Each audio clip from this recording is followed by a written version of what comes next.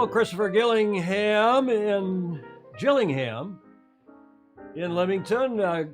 Yale, Scotland is checking in. Ted Ryman in Cape Town. John Emmett, a great guest tonight, he's saying. That is true. Nice photograph, David James is saying. Yes, of the bridge. Some boats, a little different than we've had. And Christopher and Jane is his wife from Leamington, we mentioned. Good evening from Scotland. That's Graham Sweeney, of course. Gordon Smith in Denmark. Jonathan Frank, greetings from Seascape Studios in Galveston. I think that's his home, I'm not sure. Bonsoir from the, I won't try that in French, Julia. Henri Reese, thank you, Henry, for your work this week. We're going to have an interesting call tomorrow, aren't we?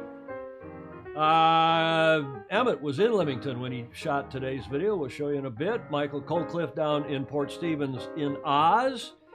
Sheepless in Seattle, Stingray says. Cheers from Chicago.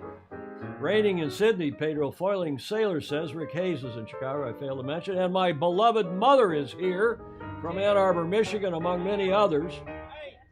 And we'll get to Dr. McIrvine, Mr., in just a minute. 4, 3, 2, 1.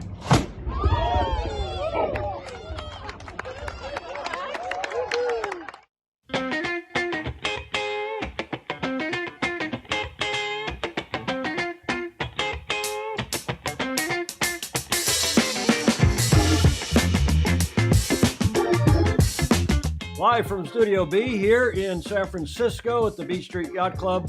It's TFE Live, show number 488 for Tuesday, the 18th of January, 2022. My co-host and Commodore of the Beach Street Yacht Club, of course, is here as well. I trust you're well, Julia? Yes, indeed. Any hot tips? No, have to wait. Okay, well, we're going to have plenty of hot tips from Andrew, who is standing by. Mr. Dr. Andrew McIrvine standing by in Grenada, not Grenada, but in Grenada. We'll be with him in a minute for what should be an interesting show. We're not going to talk too much about COVID, we don't think. We're going to talk mostly about the roaring RORC, this fabulously good transatlantic race that is just completing as we speak. First few boats are in. Andrew's going to update us on all that. And he has to go in an hour because there are more boats finishing, and he has to meet and greet the yachts as they come in there to the marina in Grenada. Let's carry on here with the introductory, the A block, Julia. Yesterday was a big holiday here in the States. It's now a national holiday, has been for a few years. MLK, Martin Luther King National Holiday. So we didn't get any mail. The banks are closed, but I hope, Julia, you had a good MLK day. Did you do anything to celebrate? No. Why not? I was relaxing. I was relaxing too. I was testing here in the studio. Some of you saw. Do you know what day today is? There's your first hint. Today is, there's your second hint. Peking duck? National Peking Duck Day. Ooh, that sounds like a good Looks idea. good, doesn't it? Why are we having that? Let's have it for lunch. Well, I don't know where we're going to get a duck. You got to cook the duck for 24 hours, don't you? I can get it from R&G in a half hour. National Peking Duck Day. National Peking Duck Day on January 18th recognizes now, I don't the know if this is a dish of national China. holiday in China as Peking well, duck but it a is here. Let's delectable listen to the fish lady. That originated in Beijing, China during the imperial era. It became one of the main dishes on the court menus of Ming Dynasty in the 1500s and is now considered one of the China's national foods.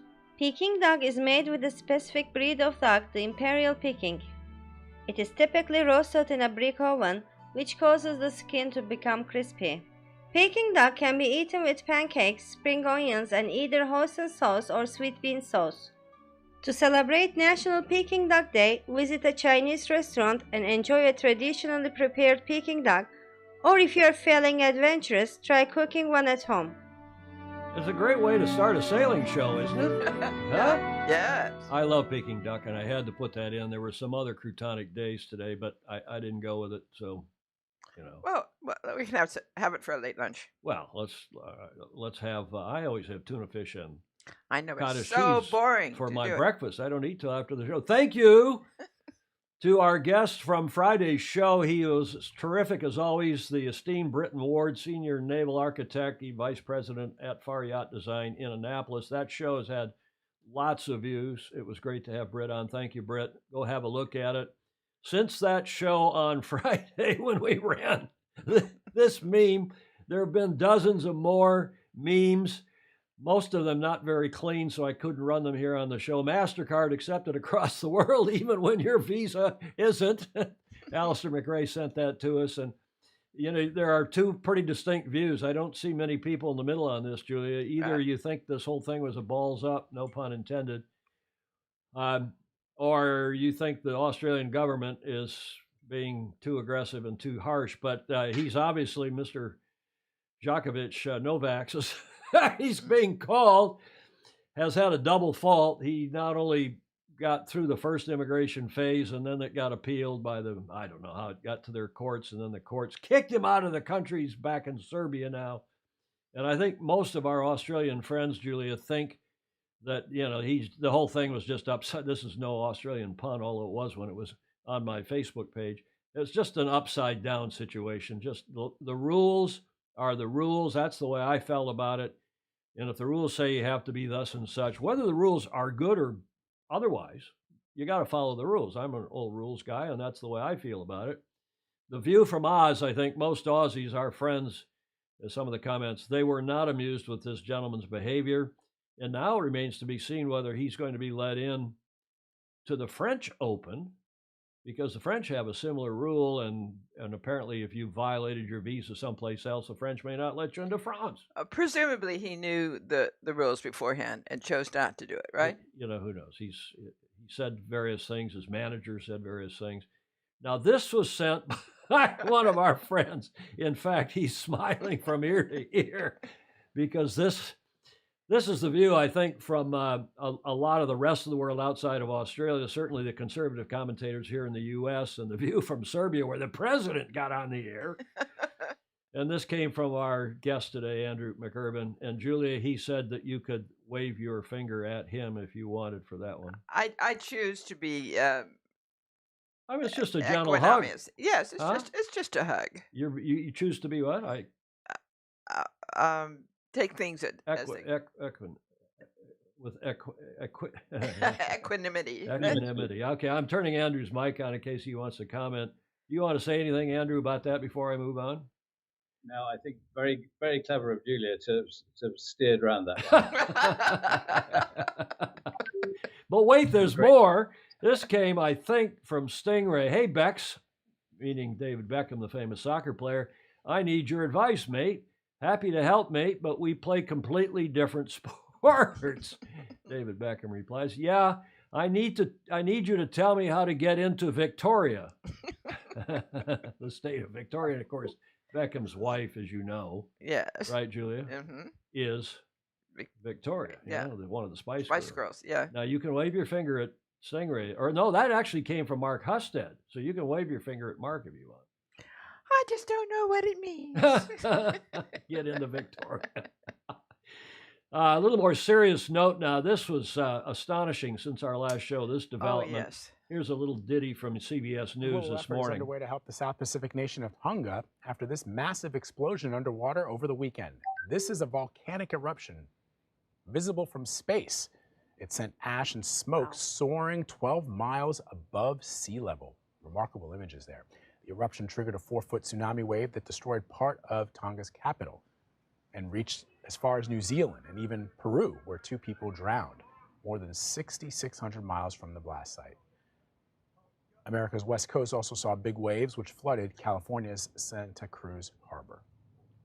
Yeah, and there was quite a mess down in Santa Cruz. I talked to our incoming vice commodore of St. Francis, Jacob, who lives down in Santa Cruz, and he said, yeah, some cars floated around, and it was like a high tide with a full moon or something, a king tide, but not too big a deal. But the problem, of course, is what's going on in Tonga itself, because I guess New Zealand and Australian Air Forces have been out there, but it's tough to get through all the smoke. But they haven't seen anything yet. Well, there's a couple people apparently, but there's no communication. There's a couple people have died, and they just don't know. But it's a devastated landscape there on those islands. This satellite photo, image, video came from one of our FOSI. I can't say who, because he doesn't want to give away his national defense authorization. but it's from the NOAA GOES. It's not a secret thing by any means. The NOAA GOES West satellite. This is the first, I'm going to play it again. The first 12 hours, looks like a bloody nuclear bomb went off. 12 hours after the eruption there. And it is, I wouldn't want, Andrew, I wouldn't want to have been sailing, cruising in the area. No, horrendous. Pretty awful is right. So we'll see is that how bad it is as things settle down and they get in there. Now, this is a sailor. You know who that is, Julia? Yeah. Yes. That is Greta Thunberg from Sweden, the Nobel nominee. She was the Person of the Year at Time Magazine, Time Magazine in 2019. Now, NTTR is a new shortcut here on TFE Live for meaning not a nutter. I'm not calling, please don't send us letters. I'm not accusing Greta of being a nutter, although I'm sure there's some people on here who think she is. That means NTTR. Did I get too many T's in there? No truth to the rumor that she is sailing toward that volcano to put an end to it. No. And she's going to go shake her finger at that volcano, Julia, and say, how dare you? Wasn't that her speech at the United Nations? Yeah, undo everything I've done for the last 5 years. How dare you? Yeah, maybe longer. Okay, so there's no truth to the rumor. But here, I put this in because look at how much happier she looks when she's not on the dais at the United Nations, but when she's on a sailboat sailing to the United Nations, and I guess also back home from the United Nations. Everybody should sail, even Greta. Yes. Do a lot more of it. Look at the smile on her face. Okay. Yes, indeed. Another rumor, there is no truth, no truth to the rumor that Boris Johnson, your prime minister, Andrew, no truth to the rumor that he was here in Studio B yesterday. Having a party. Sorry? Was he having a party? Well, yeah, he was having a party here in our garden, in our backyard.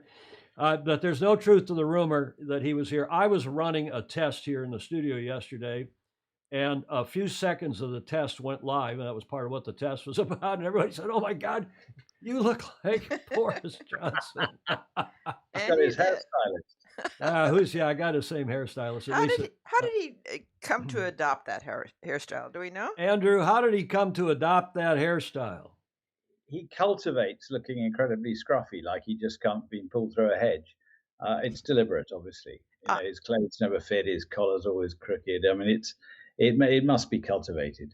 It's he's a bit like Pigpen in Charlie Brown. Peanuts cartoon. Do you know him? No, I don't. You've never met him. Well, no. I'd love to get him on the show. I will see how much longer he is. he may have some free time. It sounds like he may not be around much longer. Oh my goodness. No, Boris Johnson was not in Studio B yesterday. I cannot tell a lie. It was I. Let's bring Andrew in with a proper introduction live via Skype from Grenada. Not Grenada. Grenada is the city in Spain. Grenada is the island in the Caribbean. Does Grenada, Andrew, belong to Nicaragua? Who owns Grenada? No, it belongs to us. Although Ronald Reagan forgot that. He had to apologize to Maggie Thatcher when you invaded in 1982. What was it belonging to you then? Yes, it was. That was the point. But it had gone a bit communist, so Ronald thought it would be a good idea to go and invade after the Russians had built an airport, so it was worth invading by then. So it's got a very long runway. It's still part of the British Empire, really. Huh. They run Eastern Caribbean dollars like Antigua, so with the Queen's head on the currency, and she is the head of state. Well, as you all know, Andrew is the esteemed Secretary General of the International Maxi Association, as well as a doctor, a medical doctor, and he's been our COVID expert. We're not really going to talk too much, I don't think, Andrew, about COVID, but about what you're doing in Grenada at the finish of the Royal Ocean Racing Club's hugely successful transatlantic race. Sure, that's what I very much like. I just mentioned it. One of the tragedies about Tonga is Tonga was COVID-free, and they're desperately frightened of letting in, although they desperately need aid from Australia and New Zealand as their closest places that can help them, they don't want to let the helpful forces in from New Zealand and Australia in case they bring COVID in. So they're in a real quandary. So hadn't heard that. Story. Well, I don't think anyone is going to be landing there anytime soon because the airports, of course, the airport is a wreck. And well, the New Zealand Navy are sending one of their warships up there for certain. Well, and the Aussies, they've overflown it, and I think to our friends in New Zealand, they've only got one warship in New Zealand, don't they? Yeah, just about. Yeah, which is more credit. Usually the main import from Tonga is rugby players. Listen, we got a lot of comments. Peter Selwyn's, and of course he's a Kiwi. He's saying, please, it's a soft G in Tonga, not a hard. It's a Tonga, right? Tonga. Thanks for that, Peter Selwyn. See, I've changed this comment slide a bit, Julie. You see that? I got the water background. There's been some other interesting comments. I'm going to skip over them. We haven't, Bill Wingrove is observing, we haven't had any trouble out of Grenada since Reagan bombed it. Denise Peterson always says, it looks like your prime minister, I'm up here above the comments now, that it looks like he just got pulled through the hedge. Maybe he went to John Emmett's barber, Alan Long.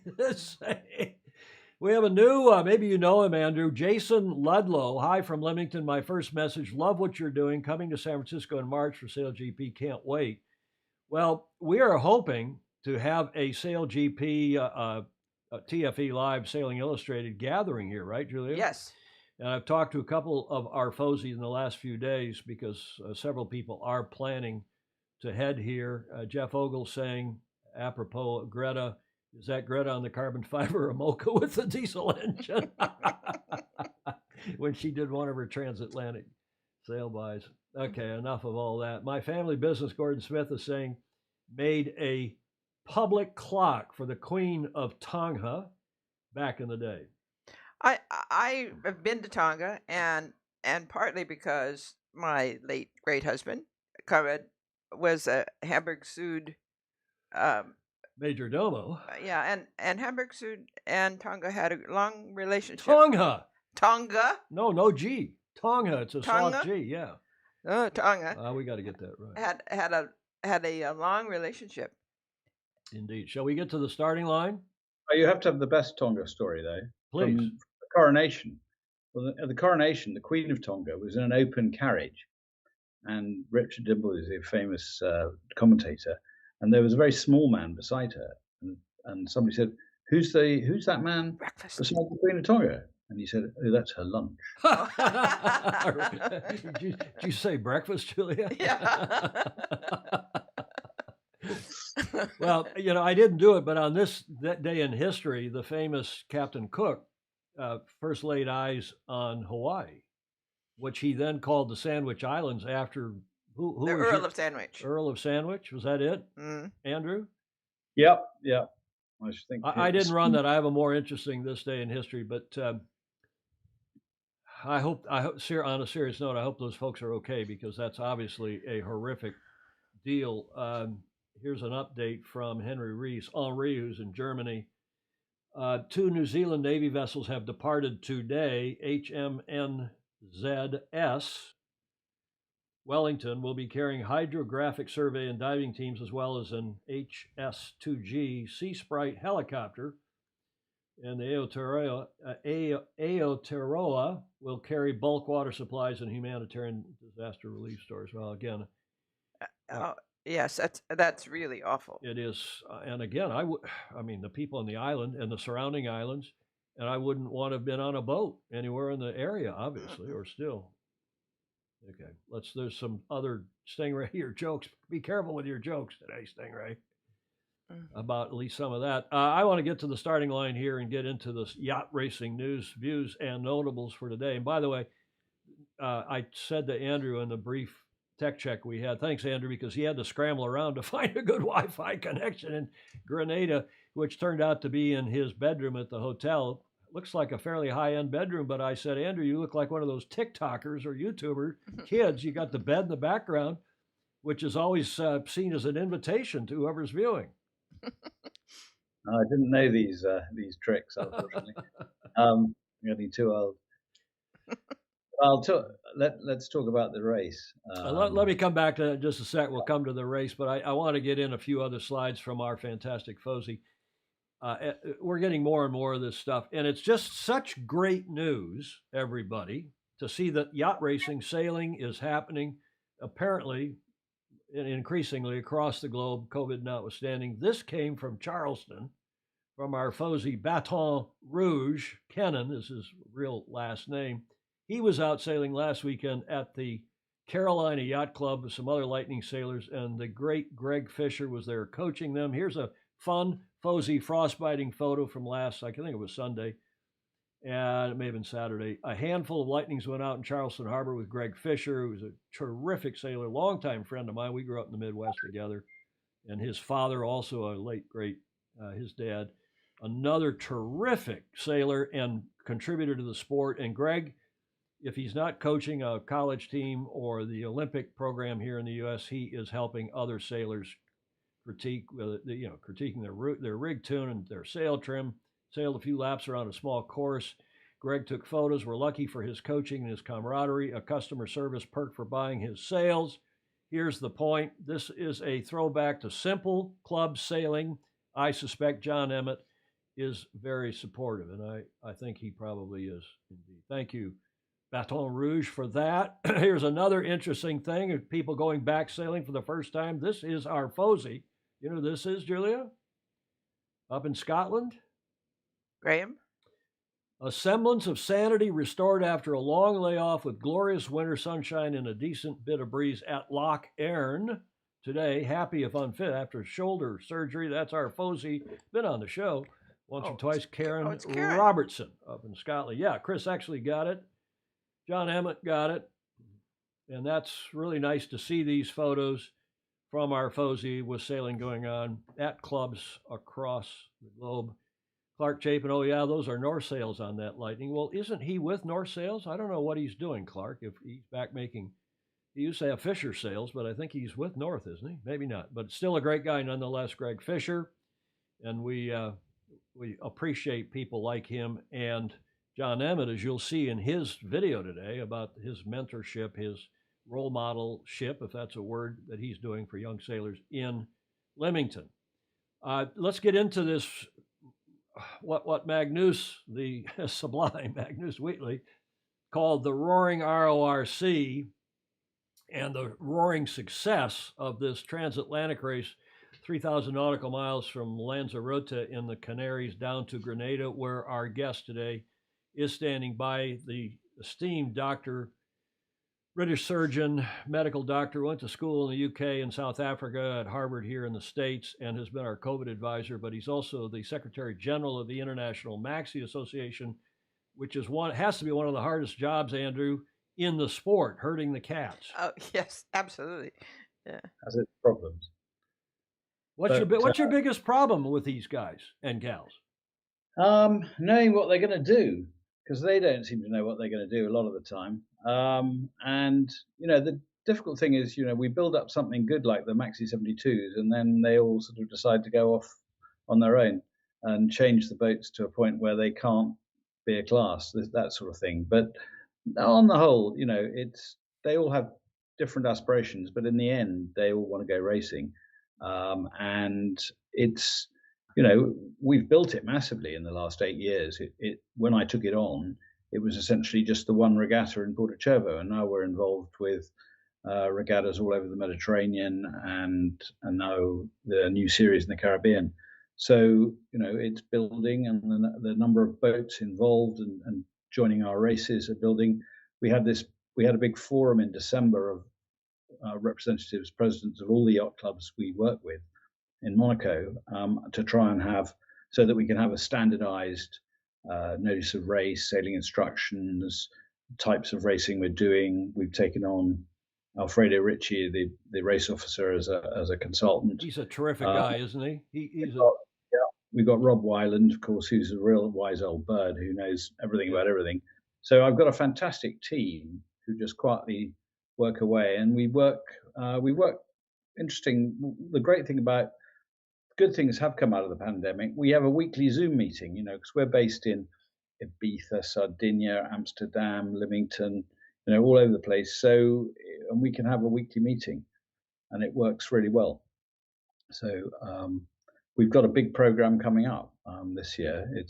We've taken on more new races like the Aegean 600 is going to be a new race. There's a round Italy race that's going to go all the way from Genoa to Trieste. There's a new race around Mallorca is part of the Palma Vela.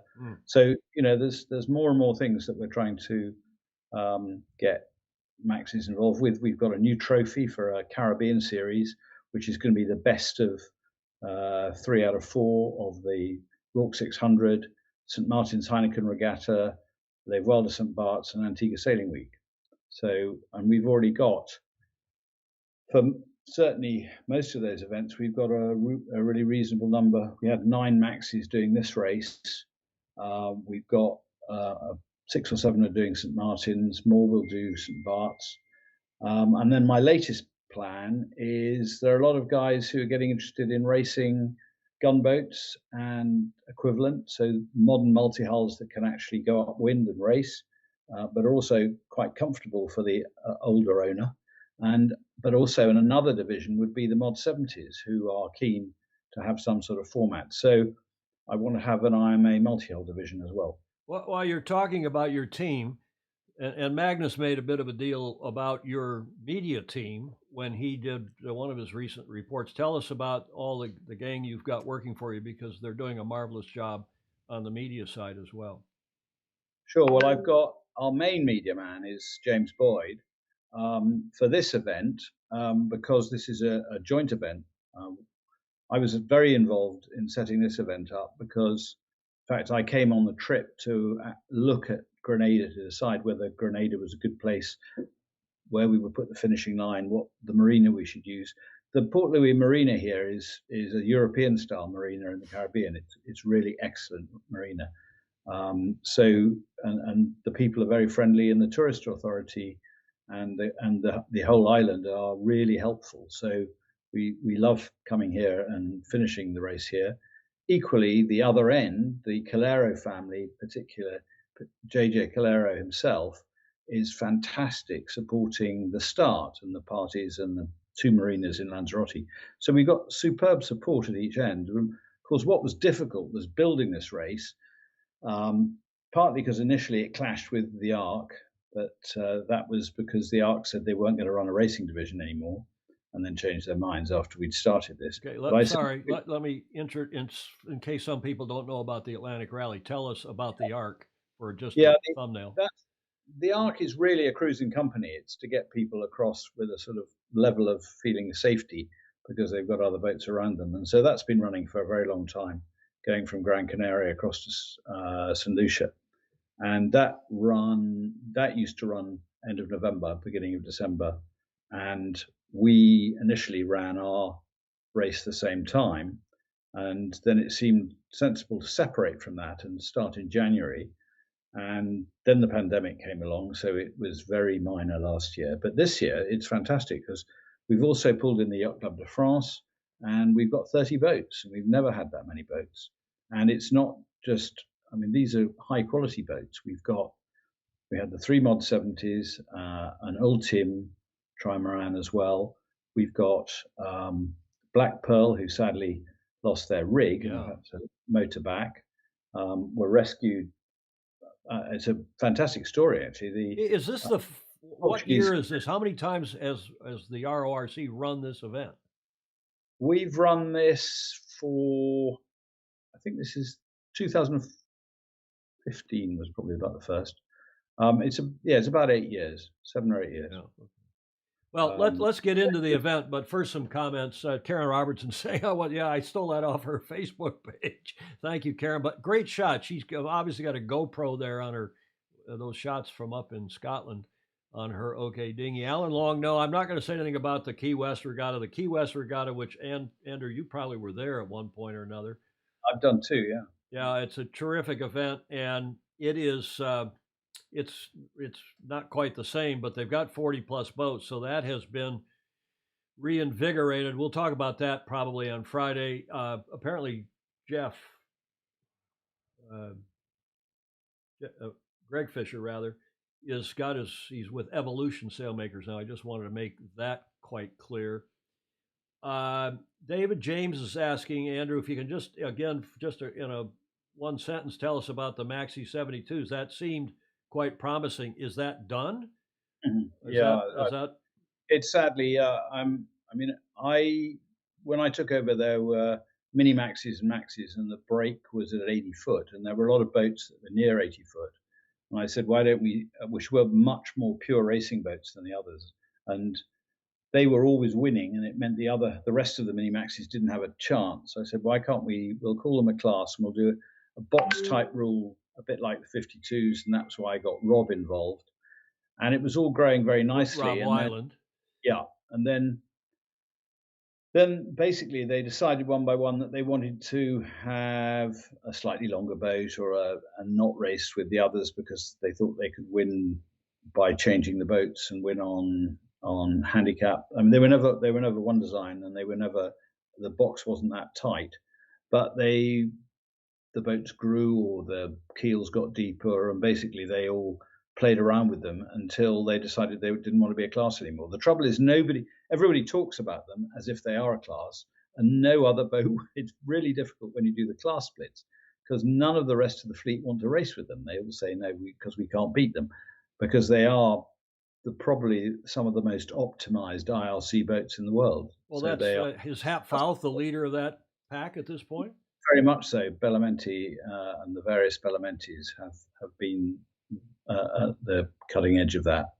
So Nicholas Zenstrom had a Ran, and there are still 6 of them essentially in the world, but 2 of them one really hasn't sailed at all for a while. One's been converted to power winches, and another one is definitely for sale at the moment.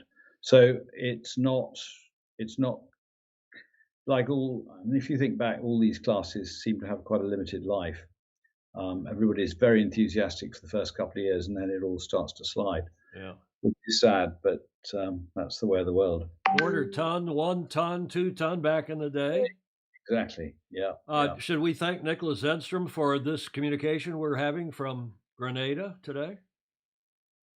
Yes, I suppose we should. It's Skype. Yeah, absolutely right. I mean, it's astonishing how good this connection is, because when we were doing it in the brief tech check we had, and you were, just so everybody knows, Andrew was trying to get I don't even think you were down here yet, Julia. Andrew was trying to get a nice, palm trees in the background and the marina and bright lights. He was out on the deck of his hotel room, I guess.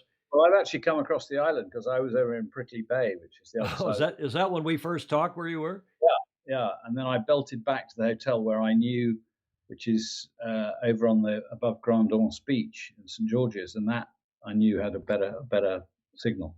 Well, knock on wood, we don't lose you. We had some, but it's been rock solid now, and even the AV sync is good. So since we're going to lose you in 20 minutes or so, let's rock on here with this terrific event that has not concluded. It's in the process of concluding. Bravo Zulu to at least the line honors in the monohull and the multi-hull.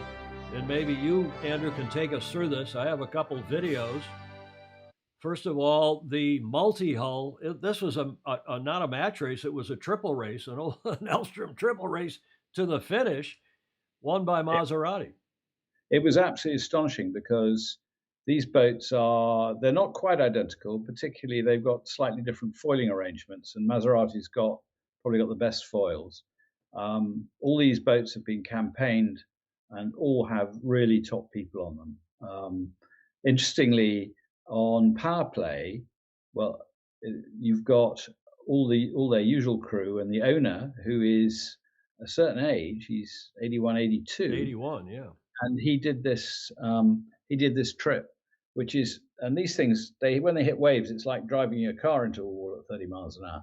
I mean, they are unbelievably uncomfortable, and a fair number of them have turned upside down over the years. So there's a significant risk, and you've got to concentrate like fury because you can't really tell when you're it's such a narrow angle of letting the thing speed up too much and tip over too much, and you don't know whether it's the speed that's tipping you over or waves tipping you over, but the whole thing is really on the edge all the time. But Soldini there, he's probably done more miles than any of them, and about 2 days before, they were 150 miles apart, north and south, and the next day they came together and they were all in sight of each other, which was just extraordinary. Amazing. And the next day they split going around Barbados, because the rum line of the course goes slap through the middle of Barbados, and somehow Maserati turned on the afterburners, and having been second or third the whole way across, power play had led all the way across. He sneaked past. He went around the north side, right, of Barbados. Yeah, and he came in first. But the Italians, there are problems the Italians have. The moment if they came into Grenada, they might have to quarantine when they went back to Italy. So they didn't, but they took beers out to them and food out to them, and power play came up and they transferred. And the owner of power play, Peter Cunningham, and Giovanni hugged and congratulated each other, which was really nice. And then Argo with Brian Thompson and Jason Carroll came in, very shortly afterwards. The other thing is Giles Scott, our Olympic man, Olympic gold medalist, Finn gold medalist, yes. the last ever Finn gold medalist. He'd never done an offshore race, so his first offshore race is on a trimaran across it. You've got to say that is quite something. Is he there now with you? Not with you, but personally. They shot off. Both of them shot off yesterday up to Antigua. Yeah, we went off together. What's your schedule next? You are there now, obviously, in Grenada, having started out. I guess you started out at the start. You went home for a week, and now you're back down there for how long? Yeah, I'm not complaining. London was about 2 degrees when I left and foggy, so it's I'm here till the 26th, and that should cover just about all the boats. So another 8 days, 7 days, 8 yeah. days. And well, then you go home, and then do you go back to the Caribbean for the 600 or one of the other races? I may do the 600, but probably not. But I'll be there for Antigua Sailing Week because I've chartered a J to race myself then. Oh, good. Nice. Well, let's carry on here because I know we're going to lose you in a few minutes. But after Maserati, let me play this video and then come back. It's just a brief video that the RORC put out. Terrific stuff.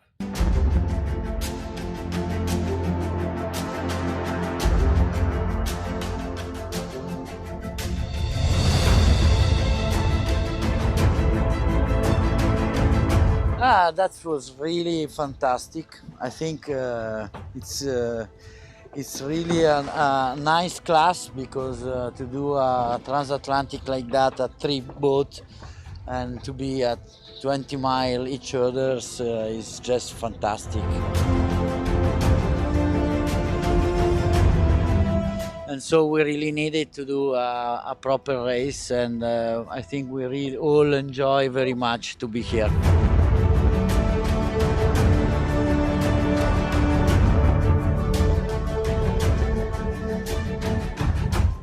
Anything else on the Mully hulls? Paul Larson, the fastest man on water, he was on power play. There were, really top pro teams on power play and Argo, and of course the Italians are extremely experienced. So it really was top end of the sport. You couldn't ask for better. It was phenomenal.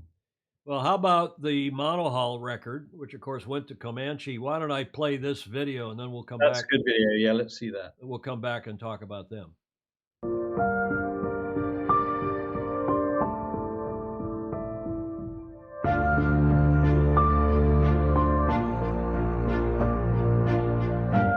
Ocean one here is Comanche. This is an absolute weapon in the open ocean. As long as we're crack sheets, this is, the benchmark in monohull, non-foiling monohull at least. offshore racing.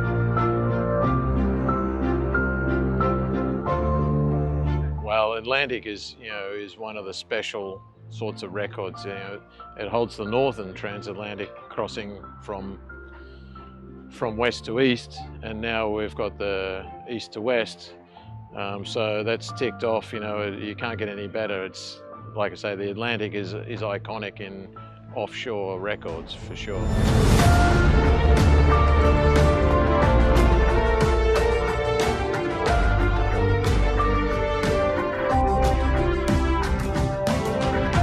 Yeah, it was a very atypical transatlantic. There was some low pressure systems, and instead of the big high where you just, as you say, you go south and just jibe all the way across the Atlantic in the sunshine, we had bigger waves, headwinds, and really quite difficult conditions, especially for the smaller boats, with a very large low with big seas and strong winds. So it was a tough race, and everyone that manages to get here has done a pretty good job.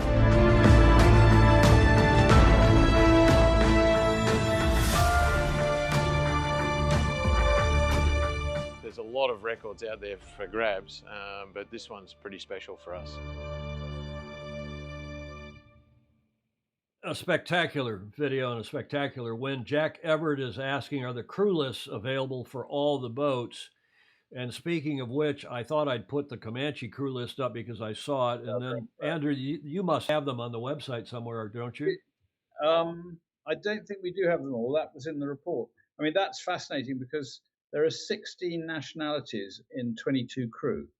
Isn't that amazing? Mm-hmm. I mean, well, and a multi-hull guy, a catamaran guy, Mitch Booth, driving the boat. Yeah. No, well, it behaves. It behaves a bit like a multi-hull because the wind never goes aft the beam. The mainsail never goes out further than the width of the boat. There isn't a vang. They don't need it because it's just on the traveller. Well, I found this on Mitch's Facebook page, and I thought it was really nice that he did this himself a couple days ago. Full noise sailing like this for 7 days, 22 hours. That was the new record that they set to the eastbound record, or east to west, to set a new east to west, record, westbound record in the Transat. Thanks to the owners for trusting us. We'll talk about their owners in a sec.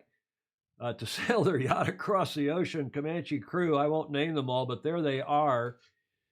Jack Everett, who asked, but how many countries did you say, Andrew? 16. Fantastic. And tell us about the owners. Well, the owners are Russian. He's quite reticent about being named. Yeah. And at the moment, I have met him. I met him in Porto. His son did the Middle Sea race, and he did this race, and is a really nice boy. He's there behind the cup, and he is absolutely loving it. They hoisted him up to the top of the rig before they left a couple of days ago, and no, he's full on. And if he's keen on it, and his father's keen on it, and they carry on, they're of course doing the 600 and the Heineken. So and Mitch is doing a fantastic job. So it's and the crew they've got, they had Shannon Falcone, Pete Cumming, who last time did it on Power Play when on a Mod 70. He said it was rather more luxurious than a Mod 70. But if you look inside this boat, it's far from luxurious. It's a big black hole. And actually, you mentioned Shannon Falcone, who's from Antigua, and who special punch. All the ingredients for his special punch were on the dock ready. But look at this picture. 6:30 in the morning. Say again. Yes, it was very nice. I had a glass of it at 6:30 in the morning because we'd gone out in the rib in the dark to greet them. So Shannon's a special guy. As you know, I've done a couple cup campaigns with him. One of the nicest guys in the sport. Oh, amazing guy. Yeah. Multi-talented. Not only is a big, strong guy who I guess, is he still with Luna Rossa? Well, I didn't ask him, but I would have thought so, yes. But not only that, he's also a pretty good media guy. He is the one, I gather. He produced some of that video, a lot of that video. He gave Rourke a whole lot of raw video for us to edit. So he did a lot of that. Well, because he's on the yacht, and in this photo, I think it's another one of these photos where he's flying the drone off the yacht, like they did in the ocean race, the Volvo Ocean Race in the last go around, and he's obviously retrieving the drone so he can get the SD card and have the video from it. But look at the spectacular pictures. Yeah. That's a great art. Yeah, so it's nice stuff. It's just. I mean, it's wonderful seeing her come in with the full moon. The full moon was just setting, so we got lovely pictures. Although it was dark, but we've got a drone here that we can fly. It's interesting. The finishing line is rather telling. It's on quarantine point.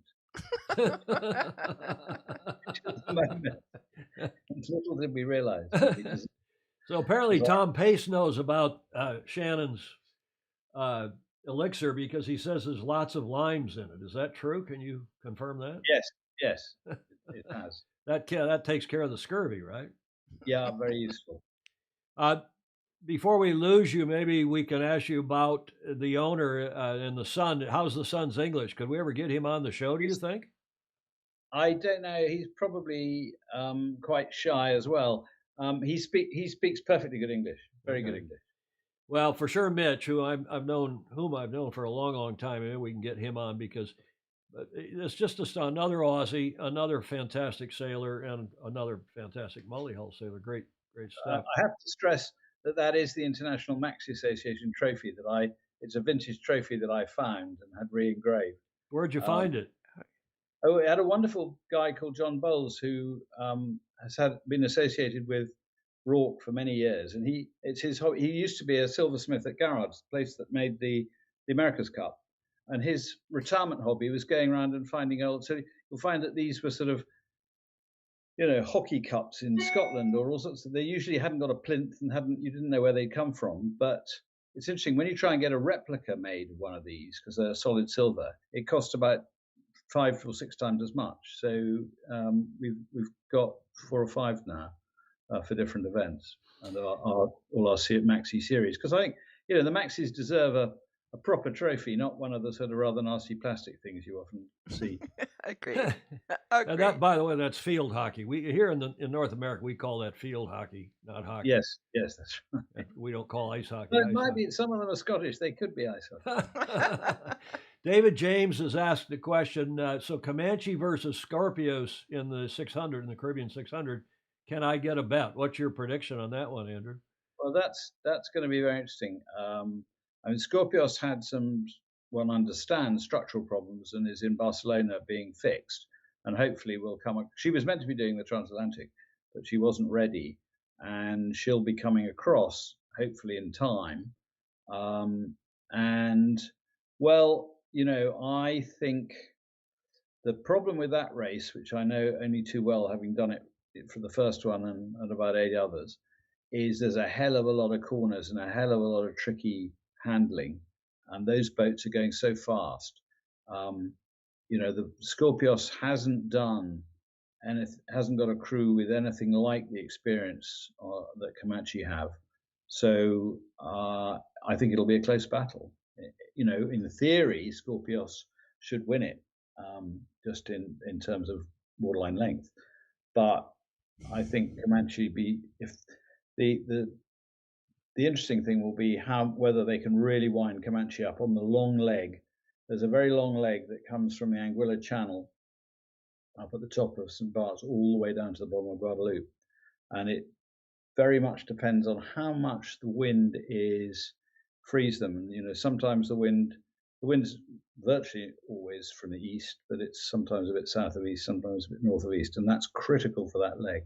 So if they can really wind up Comanche and she can plane at her full speed, then I'm not sure that they couldn't beat Scorpios. Well, neither of them. As they said, if they can be cracked off, there's nobody that's going to beat them, right? Yeah. David James says, I'll put $1 on Comanche to beat Scorpios boat for boat in the Carib 600 based on better sail handling. Husted is saying... I'd buy that. You buy that? Yeah. Husted is saying that Andrew's grip on that cup looks a little bit like he'd like to have it. No, I don't want it. I just don't want it to fall in the dock. One last, you'll get Pete Cummings on. Graham Sweeney is suggesting that's a good idea. We'll see if we can get Mr. Cummings on too. There was a question, we really didn't cover it, but Mark Husted was asking if we could touch on, if you'd say something about the dismasting.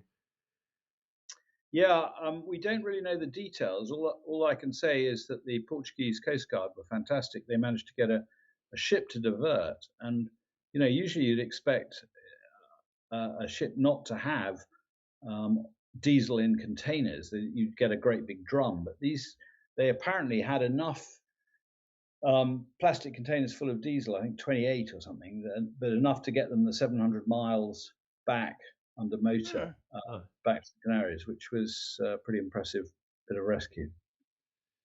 Okay, one last picture. And this is, I guess, a photo you took. Yeah. It looks like you're having a tough life down there. Shocking. Shocking. Well, we've had a lot of rain. Last night, yesterday evening, it's been torrential, but it's warm certainly. And yeah, that's just with my trusty iPhone. It takes really nice pictures in the dark now. Yeah, the new one does. That's right. What boat is this? It's a boat called Bliss, which I don't know much about. It's a cruising maxi, super maxi. So I don't know details. You just seemed like a good place to take a picture. Okay, well, we've got about 8 minutes left before you've got to get going. Are you okay for another few minutes? Yeah, sure. So they haven't beat me yet, so I think we're all right. They are starting to wind down your COVID restrictions in the UK. I think on the 26th, didn't they announce today that things are going to get relaxed? And I guess up in Wales as well. In the tech check, we were saying here in California, it looks like we plateaued, and maybe in LA, they're starting to go down in terms of cases. It seems, Andrew, like everybody I know has got COVID. And even I last night started to wonder if I was coming down with a cold. I think it was just a cold. Otherwise, Julia would not be here in the studio with us. But what's the latest? Well, the president of the IMA's got it. And he was in Geneva and Megève with his daughter after Christmas. And then she got it, and now he's got it, but he's recovering. I mean, I think what's happening is that a hell of a lot of people are getting it. But fortunately, and if they're otherwise reasonably fit, they're uncomfortable for a few days or sometimes even less, and then they get better. And the only people who are suffering are people with other conditions who get it. But most of all, in our intensive care units, 9 out of 10 of them weren't vaccinated. So what's really irritating the doctors and medical staff, nursing staff looking after patients in ICU is thinking that these patients are blocking beds for no reason, because they needn't have got it. They shouldn't be there. And a lot of routine operations I used to do, patients would often be in the intensive care for 1 or 2 nights after the operation, then out. But the problem with COVID patients is they're in there for 20 or 30 days or more. So you think of the number of operations that are getting cancelled because of these people. So if anything, there's a fair degree of anger from the staff about this. We're finally bringing in a mandatory requirement to be vaccinated, not till April, and there's a worry that we'll lose a lot of staff because extraordinarily there are still people who think that being vaccinated is bad for you. So we're up against all sorts of misinformation on social media, which people seem to want to believe more than reality. Well, I've had 2 Fozy tell me today who have COVID, one of them for the first time, double vaxxed and boosted, or double vaxxed. I don't think he had been boosted, fairly young guy. And another Fozy, both of whom you know or know well, or one of whom you know well at least. And he had COVID before, now he had it again, and they both took ivermectin and some other stuff, zinc, and I'm not sure what all else, but on the advice of their GPs. And this was in Spain and in Southern California, respectively. And both said they recovered or started immediately to feel better. They might have started talking like a horse, braying like a horse. I'm not sure, but they both said they started to feel better within 4 to 6 hours. Yeah, but most people There's so many people who are having very few symptoms or feeling better. So it's really difficult to prove one way or the other. And all the trials that have really tried to prove whether ivermectin makes a difference, and there have been quite a lot, nothing's come out absolutely conclusive one way or the other. So I think you have to believe the randomized trials rather than the anecdotes. But the anecdotes seem to carry more weight these days. Well, and apparently weight is an issue too. People who, at least in this country, who are hugely overweight are the ones that apparently are suffering the worst. Is that true? That's absolutely true, yes. Yeah. So I wish we'd be stressing that. It's not that we're all a little plump, but for people who are, especially in this country, that are just unbelievable. Sweden, Mark Husted is saying, has stopped the required PCR test. Tell us, that's a question I had too, Andrew, because there seems to be quite a difference now in this latest Omicron between the lat flow, the short test, and then the longer PCR type tests in terms of results, and when the results start to be positive. Can you comment on that? Yeah, I mean, it was a big problem. We tested everybody in Lanzarote before they left, and they're actually testing. As I arrived at the airport here, a nurse stuck a swab so far down my nose I thought it was coming out the back of my head.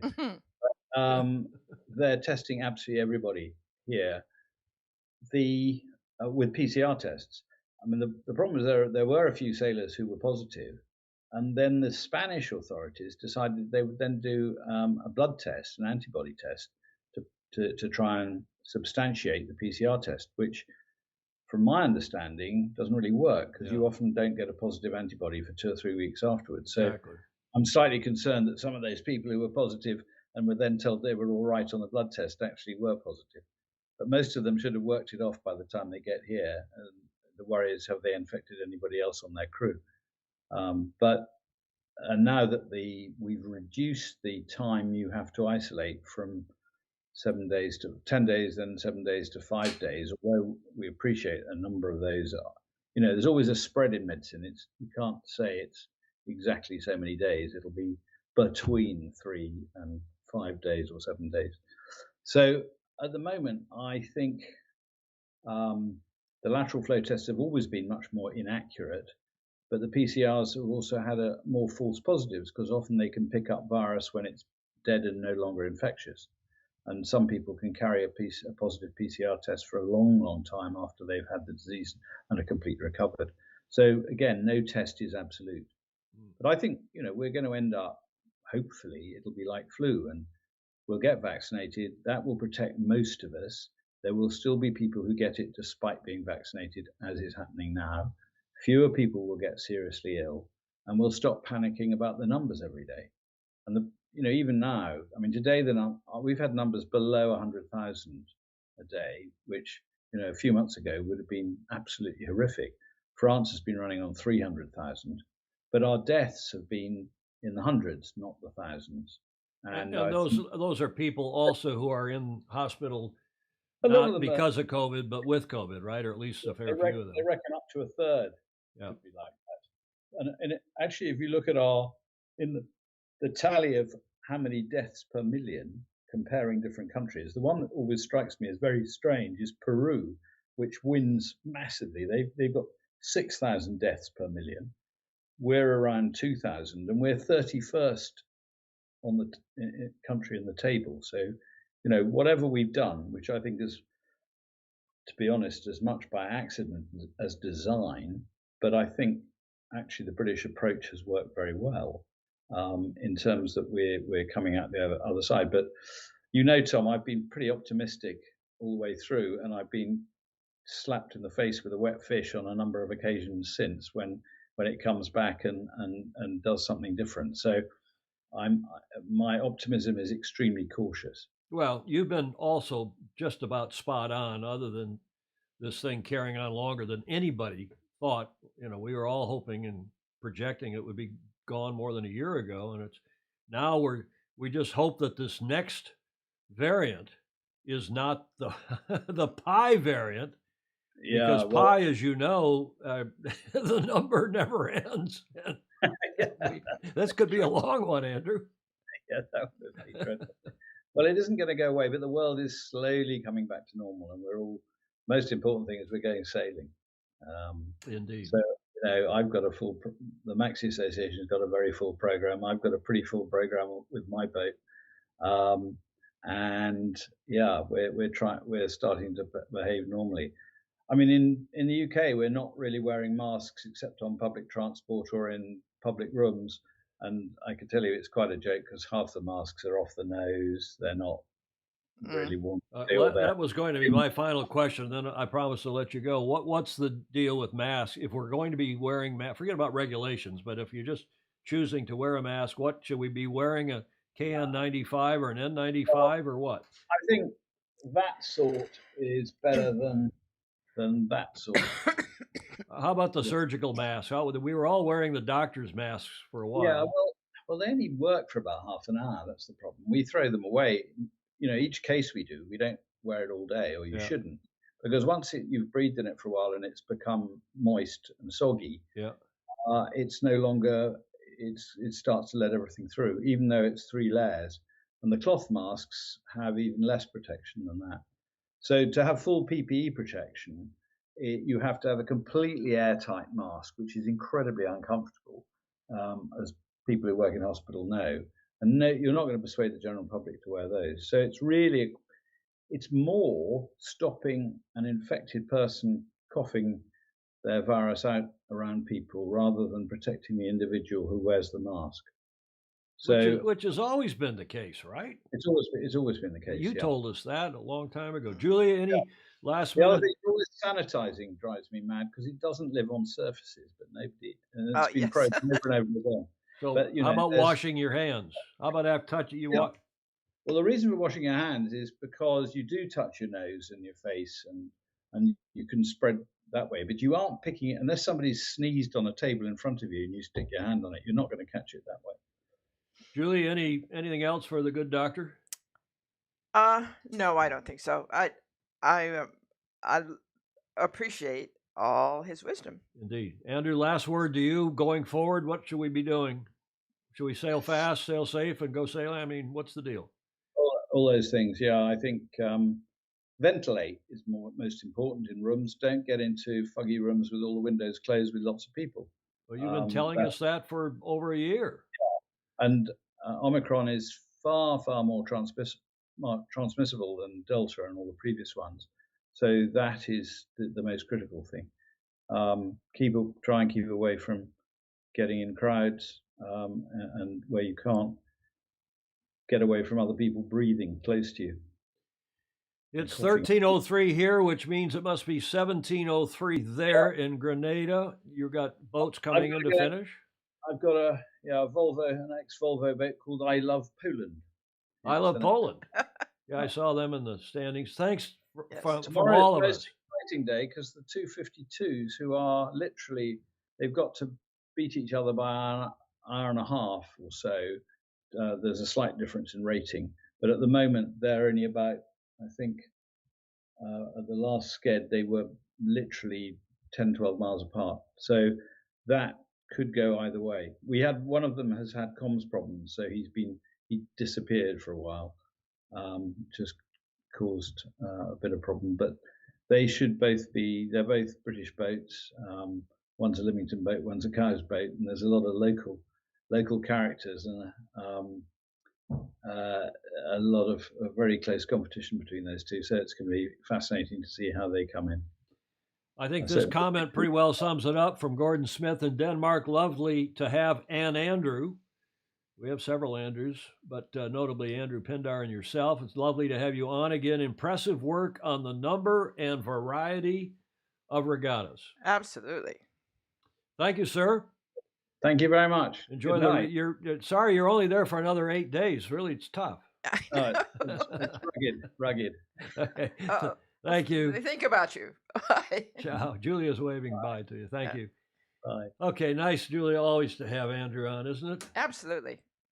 And he's just been a very popular guest and a lot of fun. David James wanted me to, should there be an ORC? This is a good question.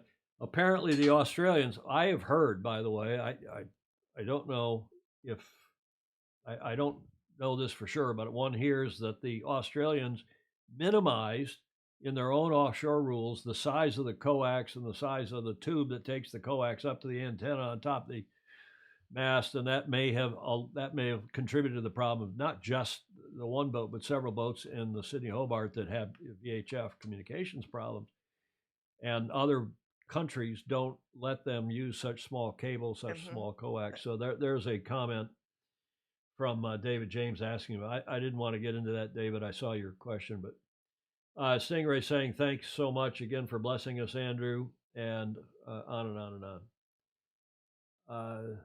I guess Mark Husted will get to your questions next time we have Andrew on. If you don't want to text him directly in the meantime, let's move on. I think it's a good time to go to our reporter from England, our other communicant from England today, from John Emmett, who files this report.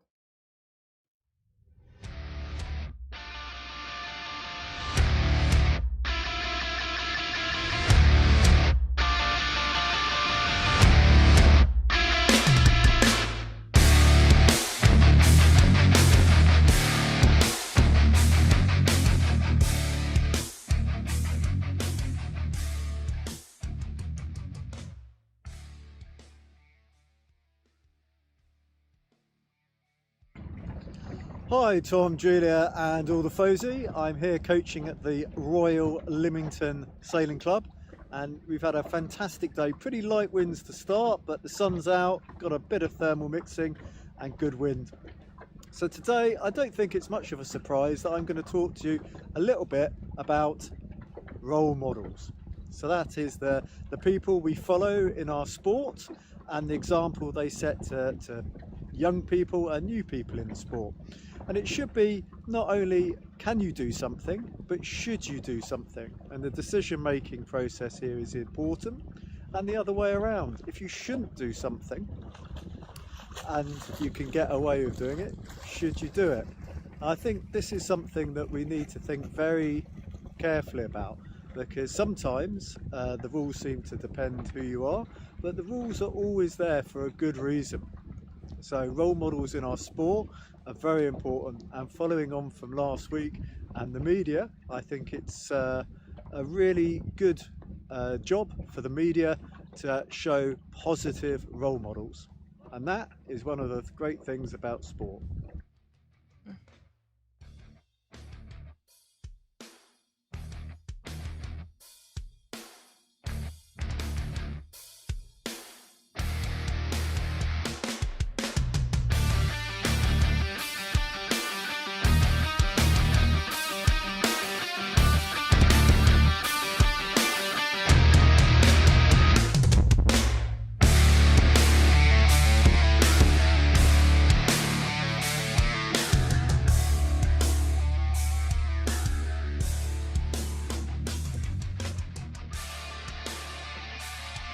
John.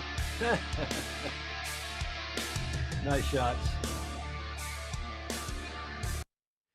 Okay, well that got a lot of comments too. John, the first one was from Stingray. John's looking remarkably binary today, non-binary. Graham Sweeney saying to shave or not to shave, that is the question. I tell you, when I go out in the water all day, I sure as hell don't shave, but John was quite clean shaven, looking very nice there. And the music, what was that about music here? There's a lot of, Beavis and Butthead intro music. Yeah, that was pretty rough music, Julia. For us old crowd, for the younger crowd, maybe John's bringing in a younger crowd. There was a comment here from... music is a bit heavy for... Yeah, from Fog Machine. Great video, and this is so true. You've got to be, look at him. He's a mentor to all these kids. He is as so many people are in our sport, and this is what makes the sport happen. All the other stuff we talk about, at the end of the day, it's at the club level, and people who are leaders, like Clark Chapin, who's on here, was so for so many years at our club back in Michigan, and all of you, I'm sure, can relate to similar situations at your own clubs, and we are deeply appreciative. Yes, John, well said to me, this Jesus Novaks is no sportsman anymore. What other comments? A lot of life is about, this is Gordon Smith there in the middle, a lot of life is about not doing something because you can, but because you should. Gordon Smith is saying, yeah, and it's people who are willing to pull you aside, like Julia does for me, and says, Tom, are you sure you want to do that? And every now and then I do that for her. Hey, Julia, are you sure you want to do that? I know. Right? It's fair enough. Right? Yep. If you're just tuning in, we're about an hour and 10 minutes into our show number 488. We are live every Tuesday and Friday, most every Tuesday and Friday at 2000 UTC, which this time of year is 1200 Pacific. And we're live both on our Sailing Illustrated Facebook page, Sailing Illustrated blog, and also on our YouTube channel. And thank you for joining us. Now back to Emmett for a minute. That segment was not, oops, I didn't want that one. I wanted that one, Julia. There is no truth to the rumor. And I did not tee this. Those comments that we got about binary and non-binary.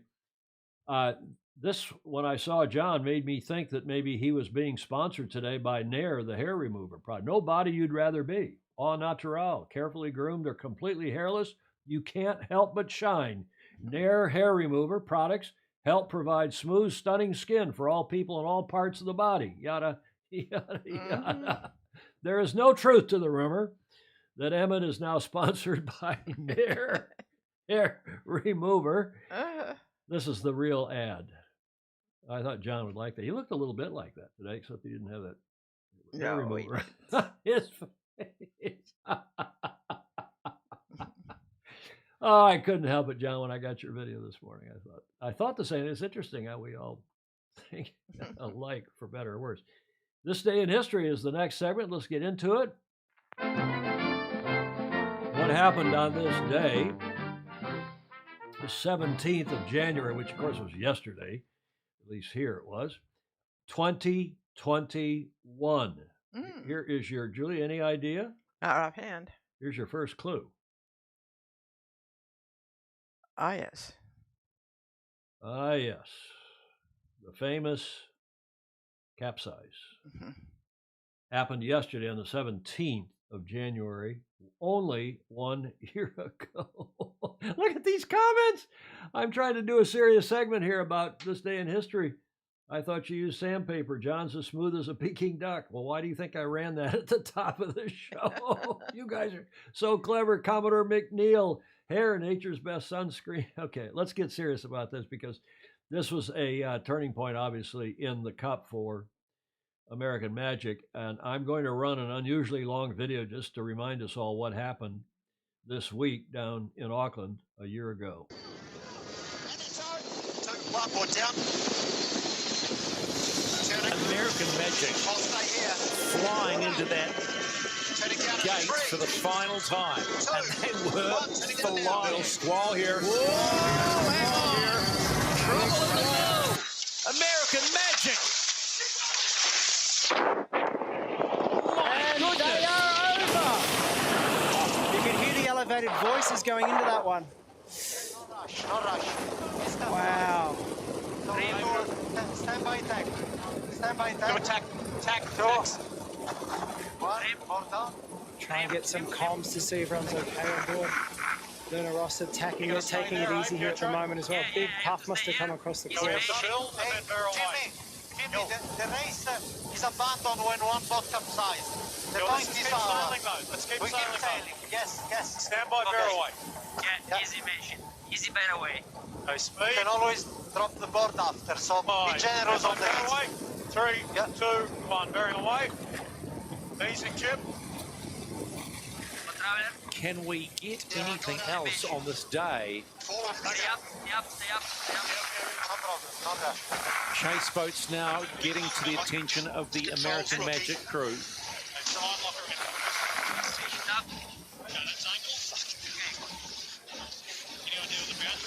I can't get it. Should be fine, right? At this Traveler, you mentioned easy traveler, Jimmy. Yeah, copy. Easy traveler.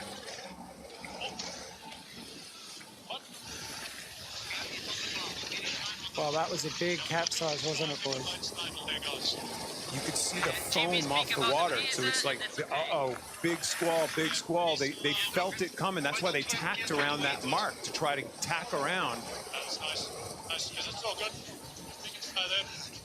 So Luna Rossa Prada Parade will continue on. The straight. We counted all 11 people in the when we had a vision of the boat, so it looked like all people were accounted for, all 11 crew members. So confirmation, all crew safe on American Magic. But my word, what the heck went on? Okay, so what went on there is they were approaching the top mark and they got a big left shift, increase in pressure. And you could hear the elevated voices coming into that maneuver. They decided to attack into a barroway. That was the maneuver that Ben Ainslie was doing in the previous race. That's possible and it's fine to do in 16 knots of breeze, but if that pressure was above 20 knots, that's a tough maneuver, and you know, it's end result is a capsize. It's a disaster for the team. Just when you think they are going to get their first win in this Prada Cup, quite simply disaster for American Magic, and it literally hands the win to Luna Rossa Prada Pirelli. Luna Rossa just cruising here at the moment, making sure they don't tip it over as well. On the right, yeah? Well, we've got to go through that gate anyway.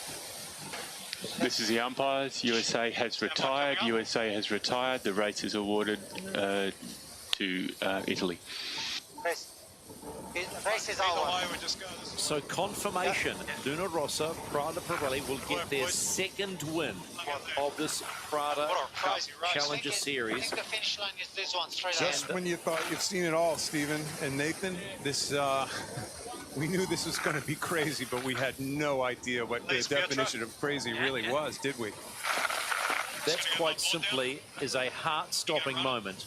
You are in supposed control of the race. You need this win for your team and your organisation. And then that happens.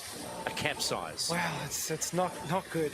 Not good at all. And I'm sure we'll be having a replay here in a second to have a look at what actually happened. So, American Magic, capsize and retire. And this is how it unfolded. Okay, so I started seeing the bottom of the jib flapping there, and all of a sudden you see a little foam on the water, a little spray coming off the water. It's like, oh boy, this looks really windy right now all of a sudden.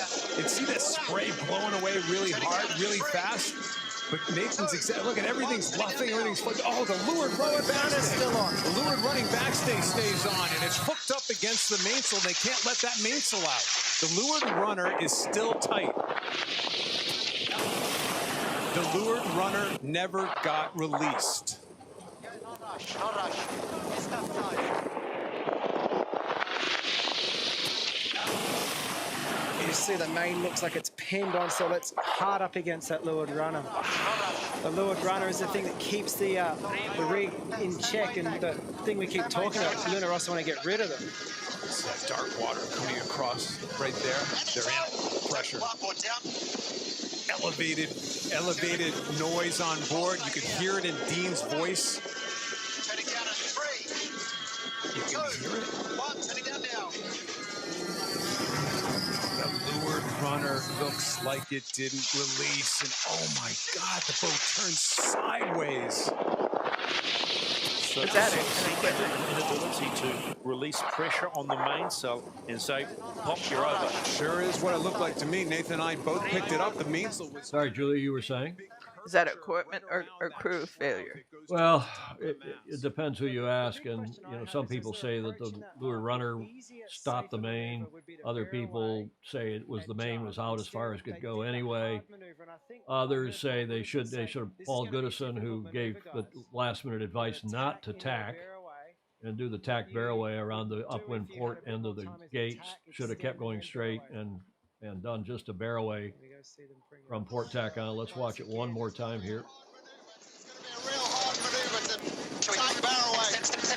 That's the voice. He's trying to talk him out of it. He's trying to talk him out of it.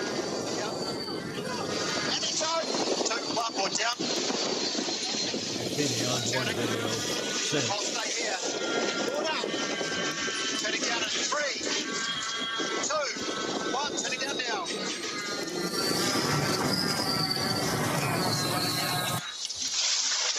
The other thing was that Dean Barker stayed on the leeward side of the boat. So he's bearing away on the leeward side. He can't see how much pressure there is. He's not looking up at the main side to see it stuck on the runner. Had Dean been on the windward side next to Paul Goodison, he might have had a chance to see the wind was stronger than he thought. He might have Yeah, I seen think the main that's on a the runner. fair comment, too. Nathan Outeridge is really good, and we'll see what he's doing in the next cut. But that is the end of that video, and we give Prada some credit because they were obviously the sponsor of the Prada Cup and of that series and that television. So there is the aftermath, and we were doing, I remember, Julia, if we were live that day or if we were doing a watch party to Zoom, but we were live, but whether it was streaming or it was, I think by then we were doing watch parties.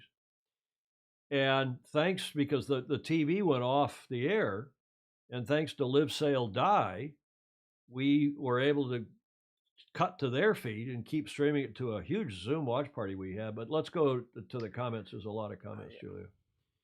And I'm going to start way back up with Graham Sweeney's comment up above, who said, should have listened to Goody. Yeah, well, maybe, but it's hard at that point. He's made up his mind that they're going to do attack. That is Dino Barker.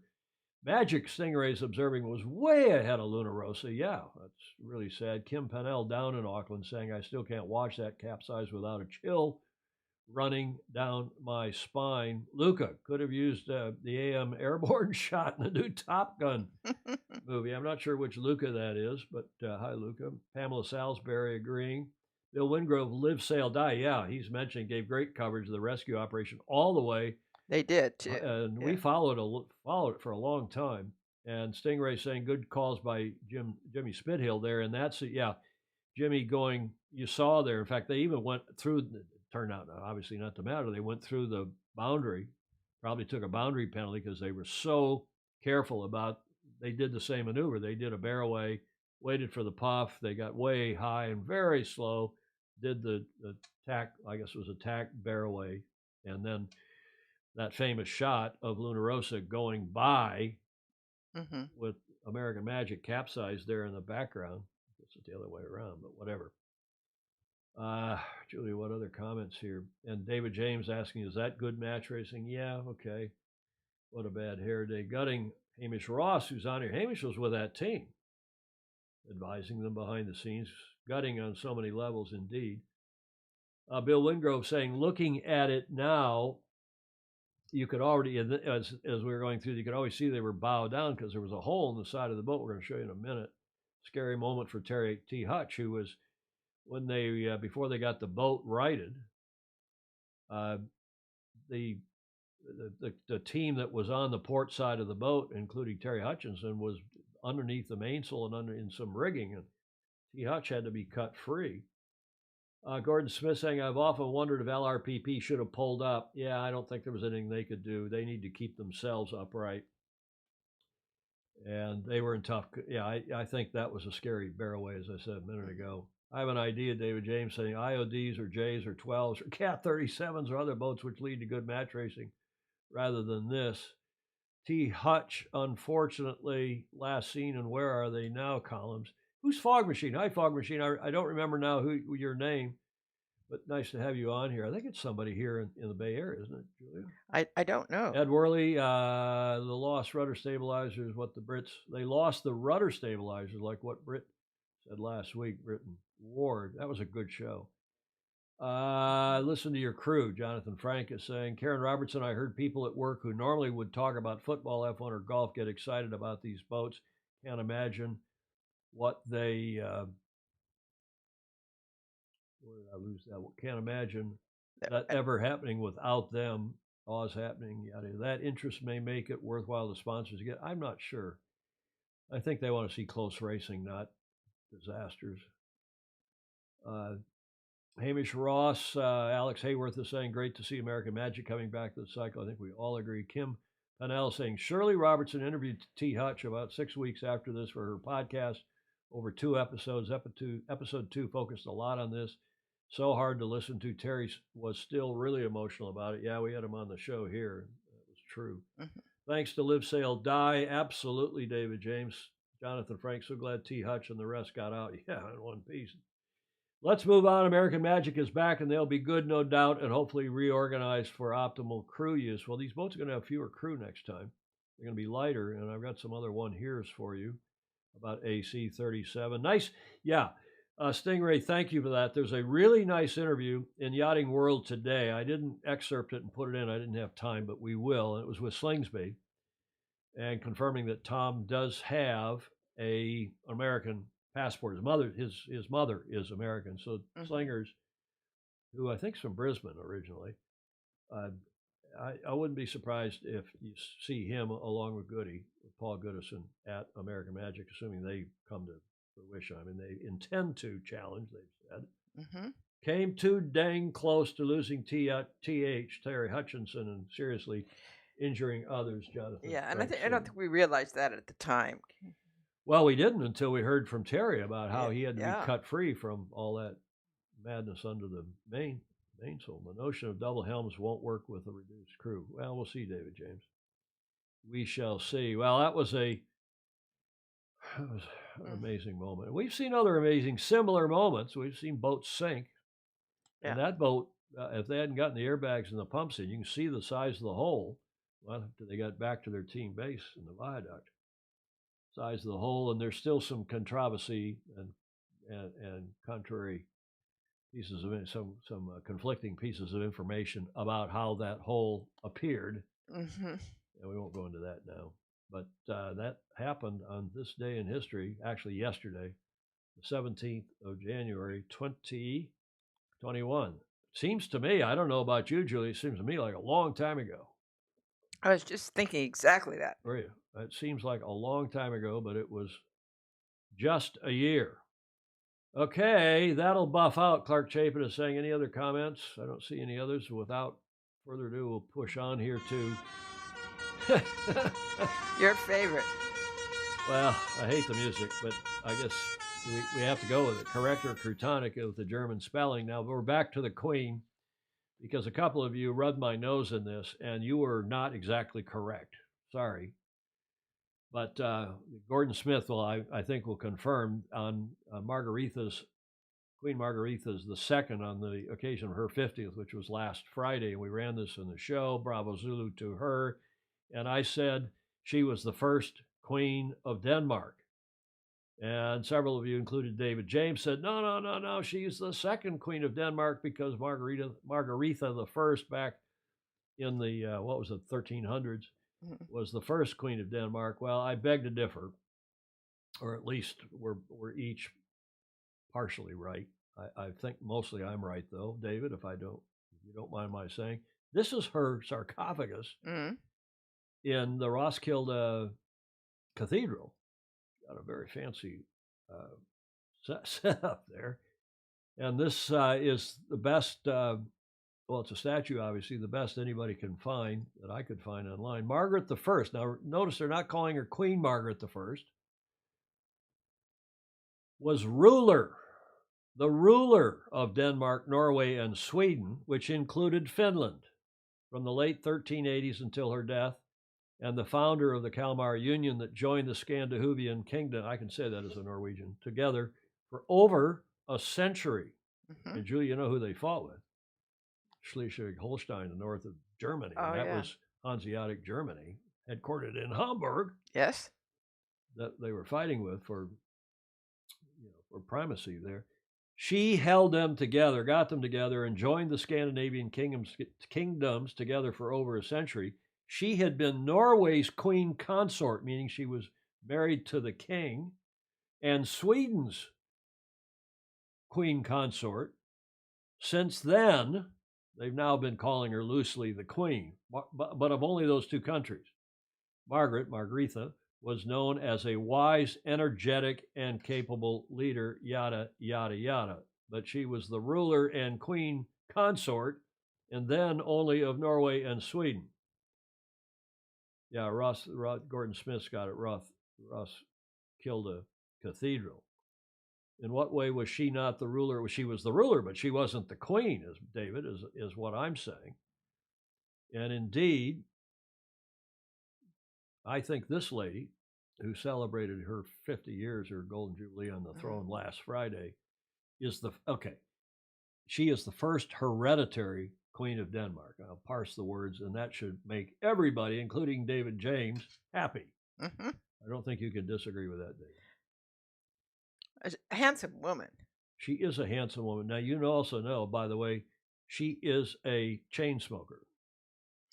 Yeah. 2 packs a day, Benson and Hedges. Really? Yeah, I know, the media all make a big deal of it, but she is a handsome woman. Apparently, they call her Daisy. That's her nickname. Really? Yeah. I've not heard that. Well, yeah. You know, that's why you got to tune in to TFE Live. Sailing Illustrated University, as Peter Stevenson calls us. You can learn these things. Okay, enough of all that. And I don't know if David James is going to pick a nit with me on that or not, but she was the first hereditary queen, and I wanted to set that straight and correct her for time. We now understand. The America's Cup, I have a new tip. You are simply, James is saying, you are simply a Norwegian. Well, it's true. What's his? Is he Danish? Mm-hmm. Oh my goodness, I didn't know that. Well, his mother was Danish. What's the family name? Do you remember? He's your lawyer for that. Yes. David will tell us here in his late great mother. We went to her funeral. Yeah, didn't we? Mm-hmm. Over in Sausalito. Yeah. I have a hot tip for you here in the cup. Do you know where that is, Julia?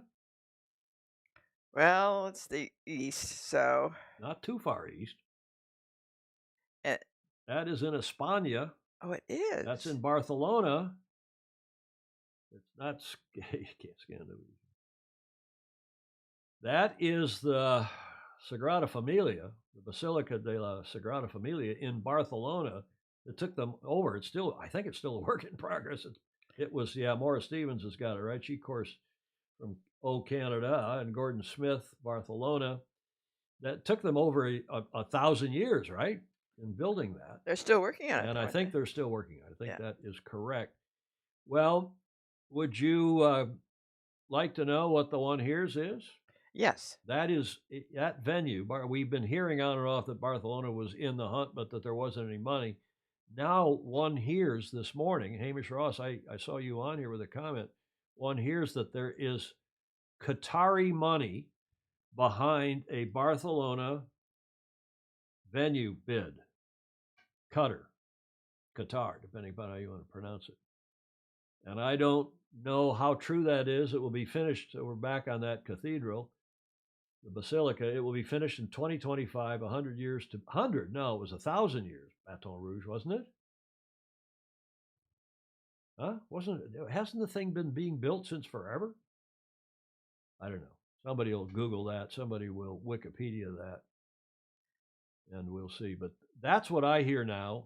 There's not much wind. As we told you, there's not much wind much of the year. Some time of the year, parts of the year, but there's not a lot. There's no sea breeze to speak of in Malaga. Mm-hmm. And the funding is still not there for Malaga. They're trying to get some local funding. They're trying to get some funding out of Madrid. And this whole situation now in Cork, as I'm hearing, originally it was going to be up on the north outside of town, and now they tried. The locals wanted to move it into town, but people who own property out by where it was originally to be, who may have been involved in the COP, may have been involved in AC 37, they're not so keen on Cork anymore because their property play is apparently not in progress. So I just say that. So we shall see if this comes to fruition. I think they should not fiddle around with the next cup. They should skip a cup and go after work for it. Well, they can't skip a cup. The next cup is. Oh, I'm not. I think you're talking about Spain. Spain should skip a cup. Well, I think it should be in Valencia if you're going to do it in Spain, but apparently that's not going to happen either. But look at these comments, Julia. John Emmett said, there's not a lot of wind in Barcelona either, but there's some. More apparently than Malaga. It's just up the coast, 2.5-hour drive, 2-hour change drive from Valencia. John Emmett saying we had our Ilka Masters there. Yes. Fog machine probably built by the same San Francisco Union who've been working on Van Ness Avenue. Oh, let's save that for that's Corsi. Clever. Mark Corsi, who we know well over at St. Francis Yacht Club, has been the lobbyist for that group. We think he's extending that, right, Julia? Yeah. Van Ness is the main north-south corridor through San Francisco, local color. Yeah, Baton Rouge construction started. Okay, I was wrong. It wasn't 1,000 years. It was 40 years now. Okay. See, James is saying he's English back to colonial times. So maybe his mother. I don't know. We're not going to get into all those comments. We know his mother. Well, you know his mother, and I knew his father. But that's what one hears. I don't know if Hamish Ross cares to comment. I haven't talked to Hamish in a long time, so see if I can get some tips out of him sometime soon. I still think that between these gentlemen, I keep playing this slide, and I'm going to keep playing it. Mark Dunphy, Jim Farmer, and Grant Dalton. Sooner or later, they and the government, both the Auckland city government and Wellington, the central government, are going to come together. And I think this guy is going to force them to do it because he continues to say, Sir Edmund Thomas, that if the venue leaves Auckland, and not just if it goes to Jeddah, which is what Jim Farmer was saying, but if it leaves Auckland, he's going to sue. And that's going to throw a wrench into the works, a spanner into the works, as you Brits and Kiwis and Aussies might say. And it's at least going to slow the cup down. I still am seriously wondering whether it's going to happen in 2024. What saith the rest of you? Anybody have any comments? David is right, because I neglected the fact that his mother died. Well, we know his mother died. Have a coffee. Have a cup of coffee. His father's second wife. So. Was Danish. Was Danish. So a stepmother. Step monster. Well, no, not a monster. She was quite nice. I know, but that's what we always call. I mean, my dad had I don't know how many wives. Ask my mother who's on here. My mother and his first wife. Yeah. How was the wind after the event? For the event, John, there was plenty of breeze, wasn't there? In the hands of the members of the RNZ and the TNZ, you get to choose when you win it. Yeah, Gordon Smith, I'm just saying, I think it's going to end up being in Auckland. They're by their choice before they're done. Ed Worley, if there is a lawsuit, we will learn lots of dollars, details, and deals through the discovery process. Yeah, I think everybody's worried about that as well, Ed, which may force them to move back to Auckland as well, just to avoid the discovery process. And also to avoid the delay, because as you keep saying, it's the only venue that's ready. Yes. By the way, that's quite a scarf. Thank you. There's been a few comments about it. It was made by a friend. I should have changed the color behind you to purple. It's can all right. do that, you know. It's all right. Well, the blue goes with your scarf as well. Okay, yes. Enough of all that. We're to our final segment here in the D block. Thank God. Only an hour and 40 minutes in, Julia. Oh, good. Whiskey Tango Foxtrot. What the frig is going on? And several of you sent in cool. This poor Bojo, Boris Johnson, bring your own.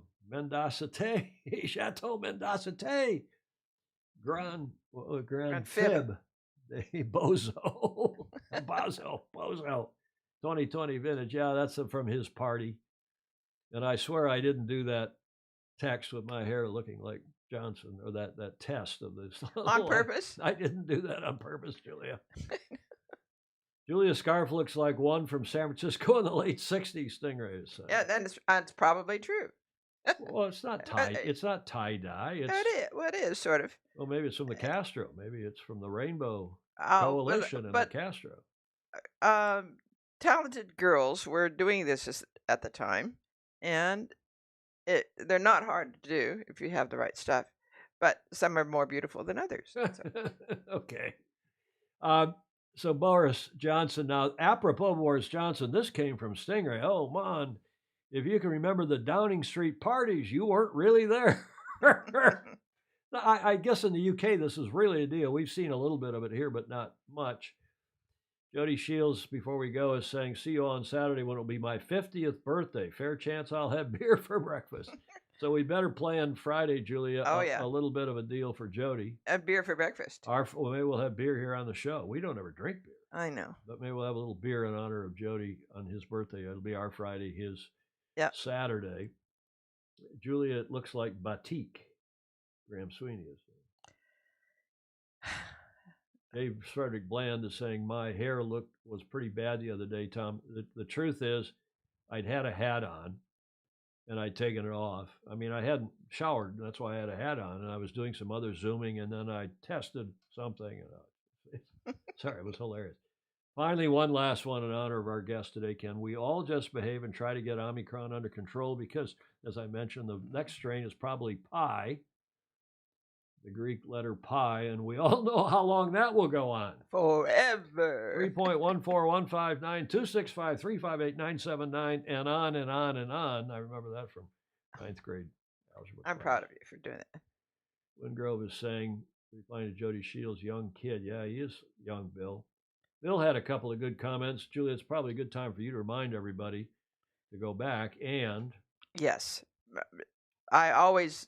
I think I read them all as they come up, but it's always pays to go back because many of them have great wisdom in them. Indeed. And by the way, we're only now to the finish line. We've still got a couple interesting things. And the first here at the finish line is what's going on in the northern climes, at least here in the northern hemisphere, the northern part of the northern hemisphere. This is a video sent to me by one of our FOSI. It's from a couple of years ago, but it's still the best ice boat video I've ever seen, courtesy of our FOSI Ken Sabin and the Toledo Ice Yacht Club. You know, when ice boats started, they were the fastest thing in the world. I started building my own boat when I was 10 years old. I've been playing on it ever since. I'm 82, and so I've been playing this game for 72 years, and there's not too many people who are that lucky. We're sailors by nature, and it's way faster than sailing. And so you get the adrenaline element, and that's what makes it way more fun. It's exciting, it's exhilarating, and you get the thrill that a lot of sports don't provide. It's just a whole lot of fun, and I just enjoy giving people a ride and letting them see what it's all about. And once you give them a ride, they keep bugging you. They want another one. Yeah, it's a lot of fun. Most of the ice boating I've done has been just on the Maumee Bay, right where you were, and it's not a huge plate of ice, so you don't get the top speeds, but you feel like you're going 100 miles an hour, and you might get out and check the GPS when you get back in, and you only did 40, but it feels like 100 miles an hour. I'd say if there's anyone that's interested in it, try to look up Toledo Ice Yacht Club on the internet. Come out, and we'll take you for a ride. And once you get a ride, you're hooked.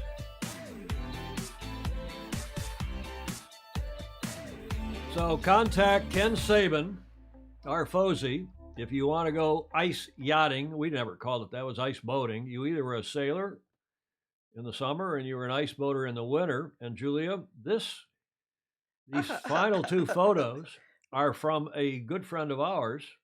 Mm-hmm. You know who? That's from a lake in New Jersey, not in Wisconsin or Minnesota. No, Stingray, that's not Lake Monona in Madison, although that's great ice boating country. It all depends on, on the conditions. Ken Sabin saying, Tom, you made my day. I started sailing in a thistle with John Grider, great sailmaker, back in the day and back in the beginning. Oh, Cleveland. No, this is Toledo, Ohio. Not this picture. This is in New Jersey. And these are photos from Orly Ashenfelter. Oh, are they? On his lake. He's not much of a sailor. He's been on the show. He's a FOSI. I should have had FOSI in this. He was our wine and economy expert. He's been on the show. We've been trying to get him back on the show. His daughter sent these photos. Look, I'll back it up. You have to be careful, especially when it thaws or when it's early in the year, because luckily it's shallow water. Obviously, the guy's not, otherwise the boats sink. Well, freezing to death. Well, yeah, okay, but it's, it's worse. It's at least they're in shallow water. Yeah. There's a lot of comments here. Sailing in the summer, curling and ice boating in the winter. J. Frederick Bland is saying. He's making fun of my hair still.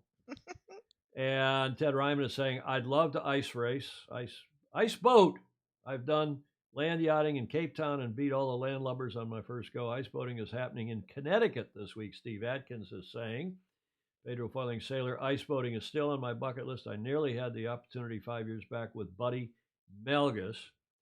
Peter Stevenson, a.k.a. Pedro Foiling Sailor, Julia. And there's nothing more fun than ice boating. And I have, we grew up on a little lake in Michigan, and you might get a weekend or two, not even a weekend, a day or two or three a year, where you had clear ice, what we used to call black ice, with not much. You could have a little bit of snow on it, but you couldn't have piles of snow. Yeah.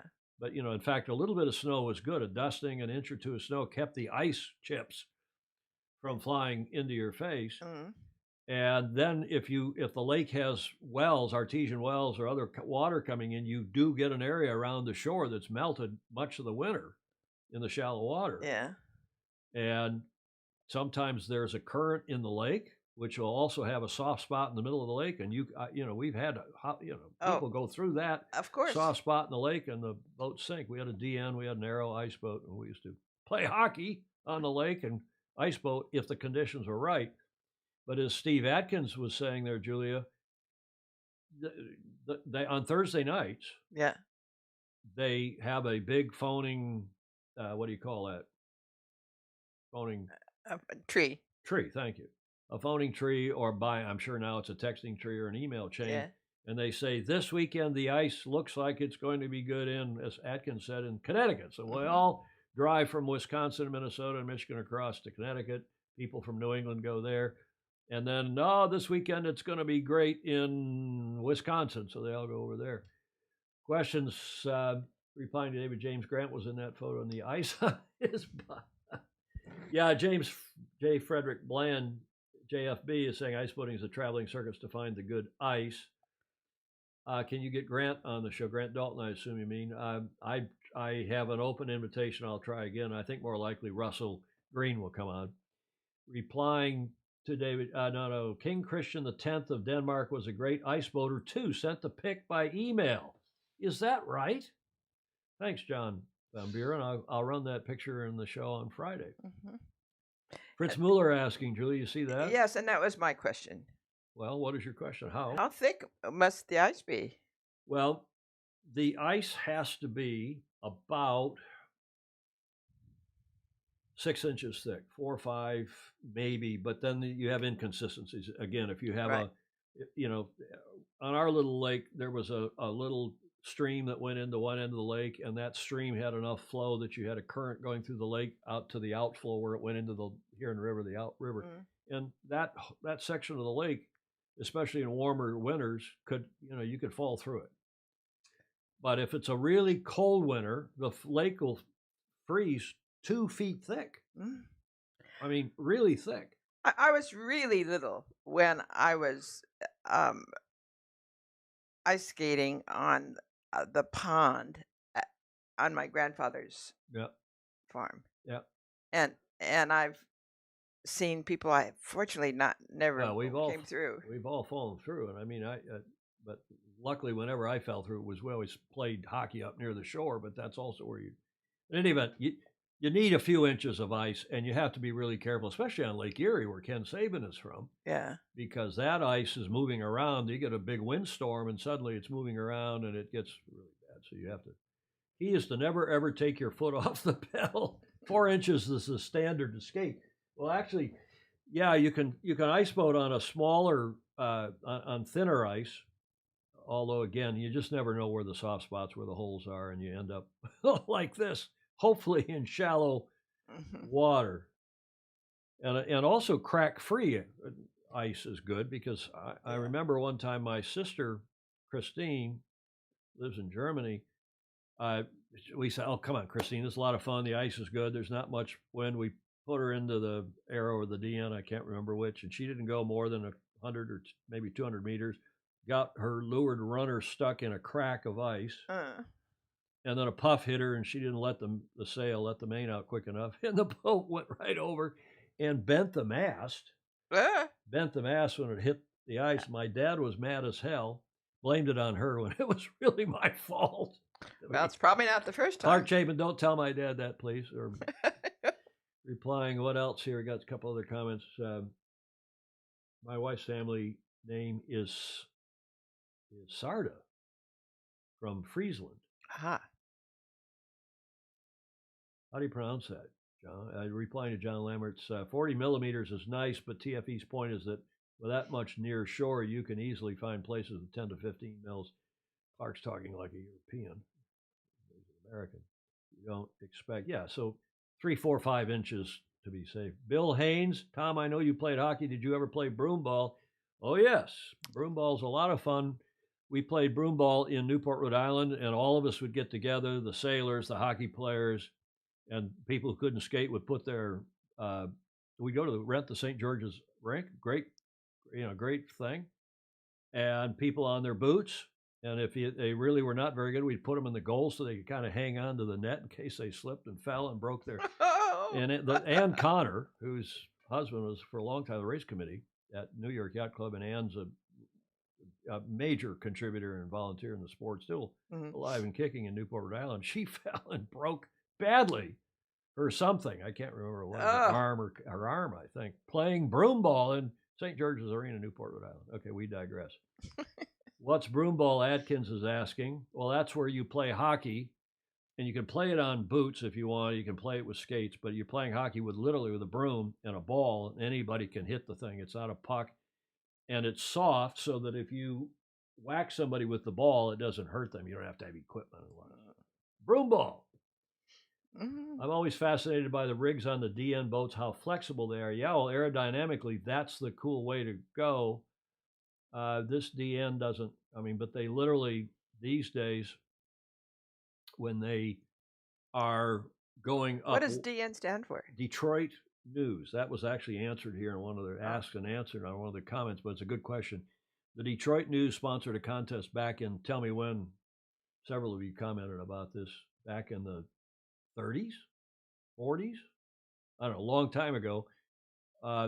A contest to design an ice boat, and something could be built in your garage. It's plywood. You can see it's angular, and there were no, it's not something like James Bland is building right now. Yeah.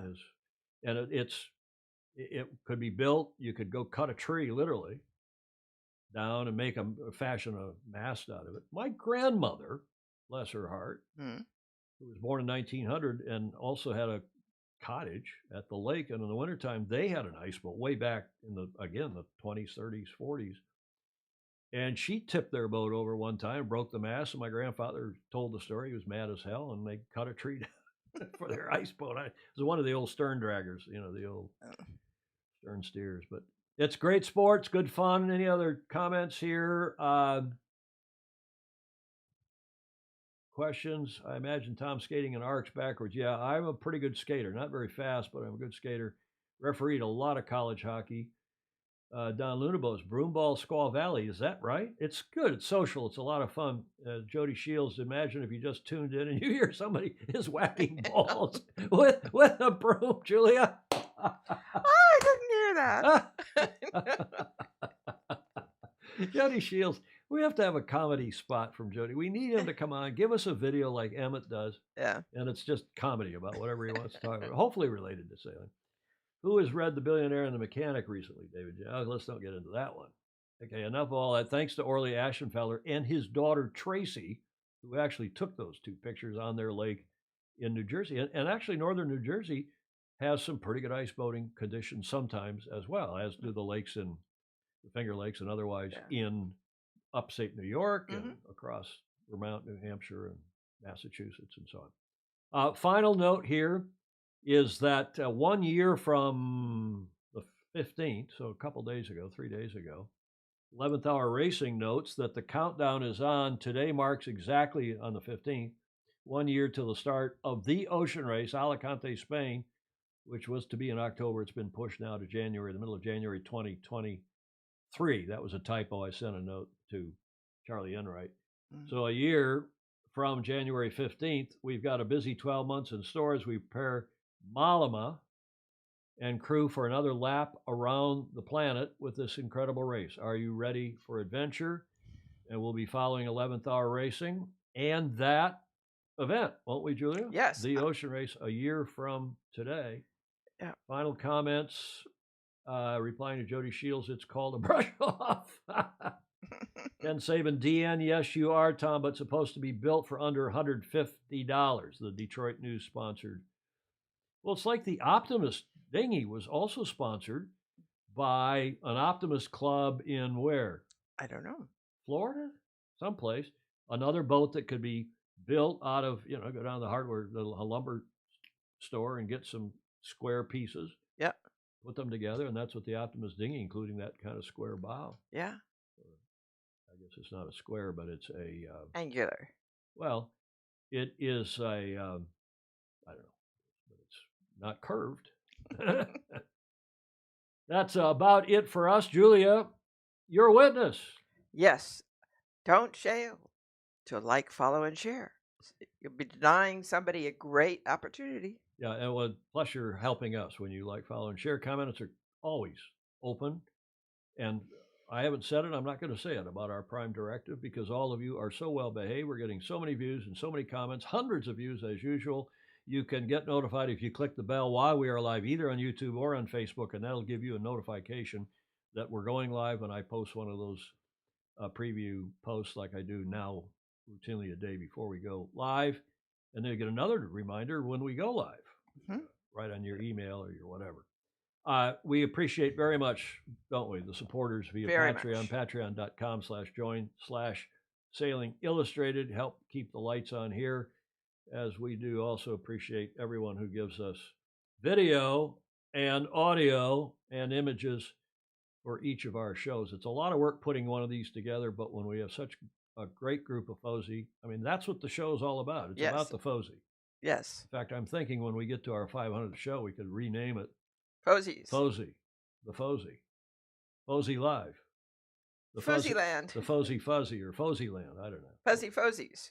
What we're going to do. We are going to go to 1080p. That was what I was testing the other day when I went on with my Bojo hair. Was 1080p. A few more comments. See you later, alligators. Thanks, Jody. Thanks, Don Lunabos. Fritz Mueller replying. He also designed the Windmill, another fantastic boat. Who are they talking about? Oh, owned by a certain R. Maxwell. Mirror Dinghy in the UK was designed in conjunction with the Mirror. Yes, the Mirror newspaper. Good point, Gordon Smith. Clearwater, Florida, Fritz Mueller saying, designed by Clark Mills. Optimus in Clearwater, Florida by Clark Mills, since Florida did not have hills for a soapbox. Is that right? A soapbox derby. Look at what we learn on here. Yes, that's nice. What a smart group. There's a comment here up above from John Lamberts von Buren. Key is to make sure your buddy has your dry clothes and you have his plus a 50-foot rope each to pull each other out. We did that as part of the race we had for the first to cross the virgin ice of the lake. The winner gets to write her name on the ceiling of the pub on the other side. I'm on twice. Kind of silly. Sorry, but no more for me. Almost drowned last time. I bet. Yeah, I tell you, that is dangerous stuff to go out on ice that's not correct. Suspect. And it's hard to know. It's hard to know. Thank you, Stingray. Thank you. The Fuzzy Bear Show. Aaron Smith. And the bell is, Jack Everett is saying the bell is also available in replay. If you're watching, you can click on the bell then, not just when we're live. Good. Okay. Very good. Thank you, everybody. Julia, final comment. No. And enjoy the good life and take care of each other. Yeah, and I hope I hope it's just a cold, whatever we've got here, Julia. We hope to see you all on Friday. In the meantime, have a great rest of your week. Spend it with the people you love, and if you can, sail fast, sail safe, and have fun.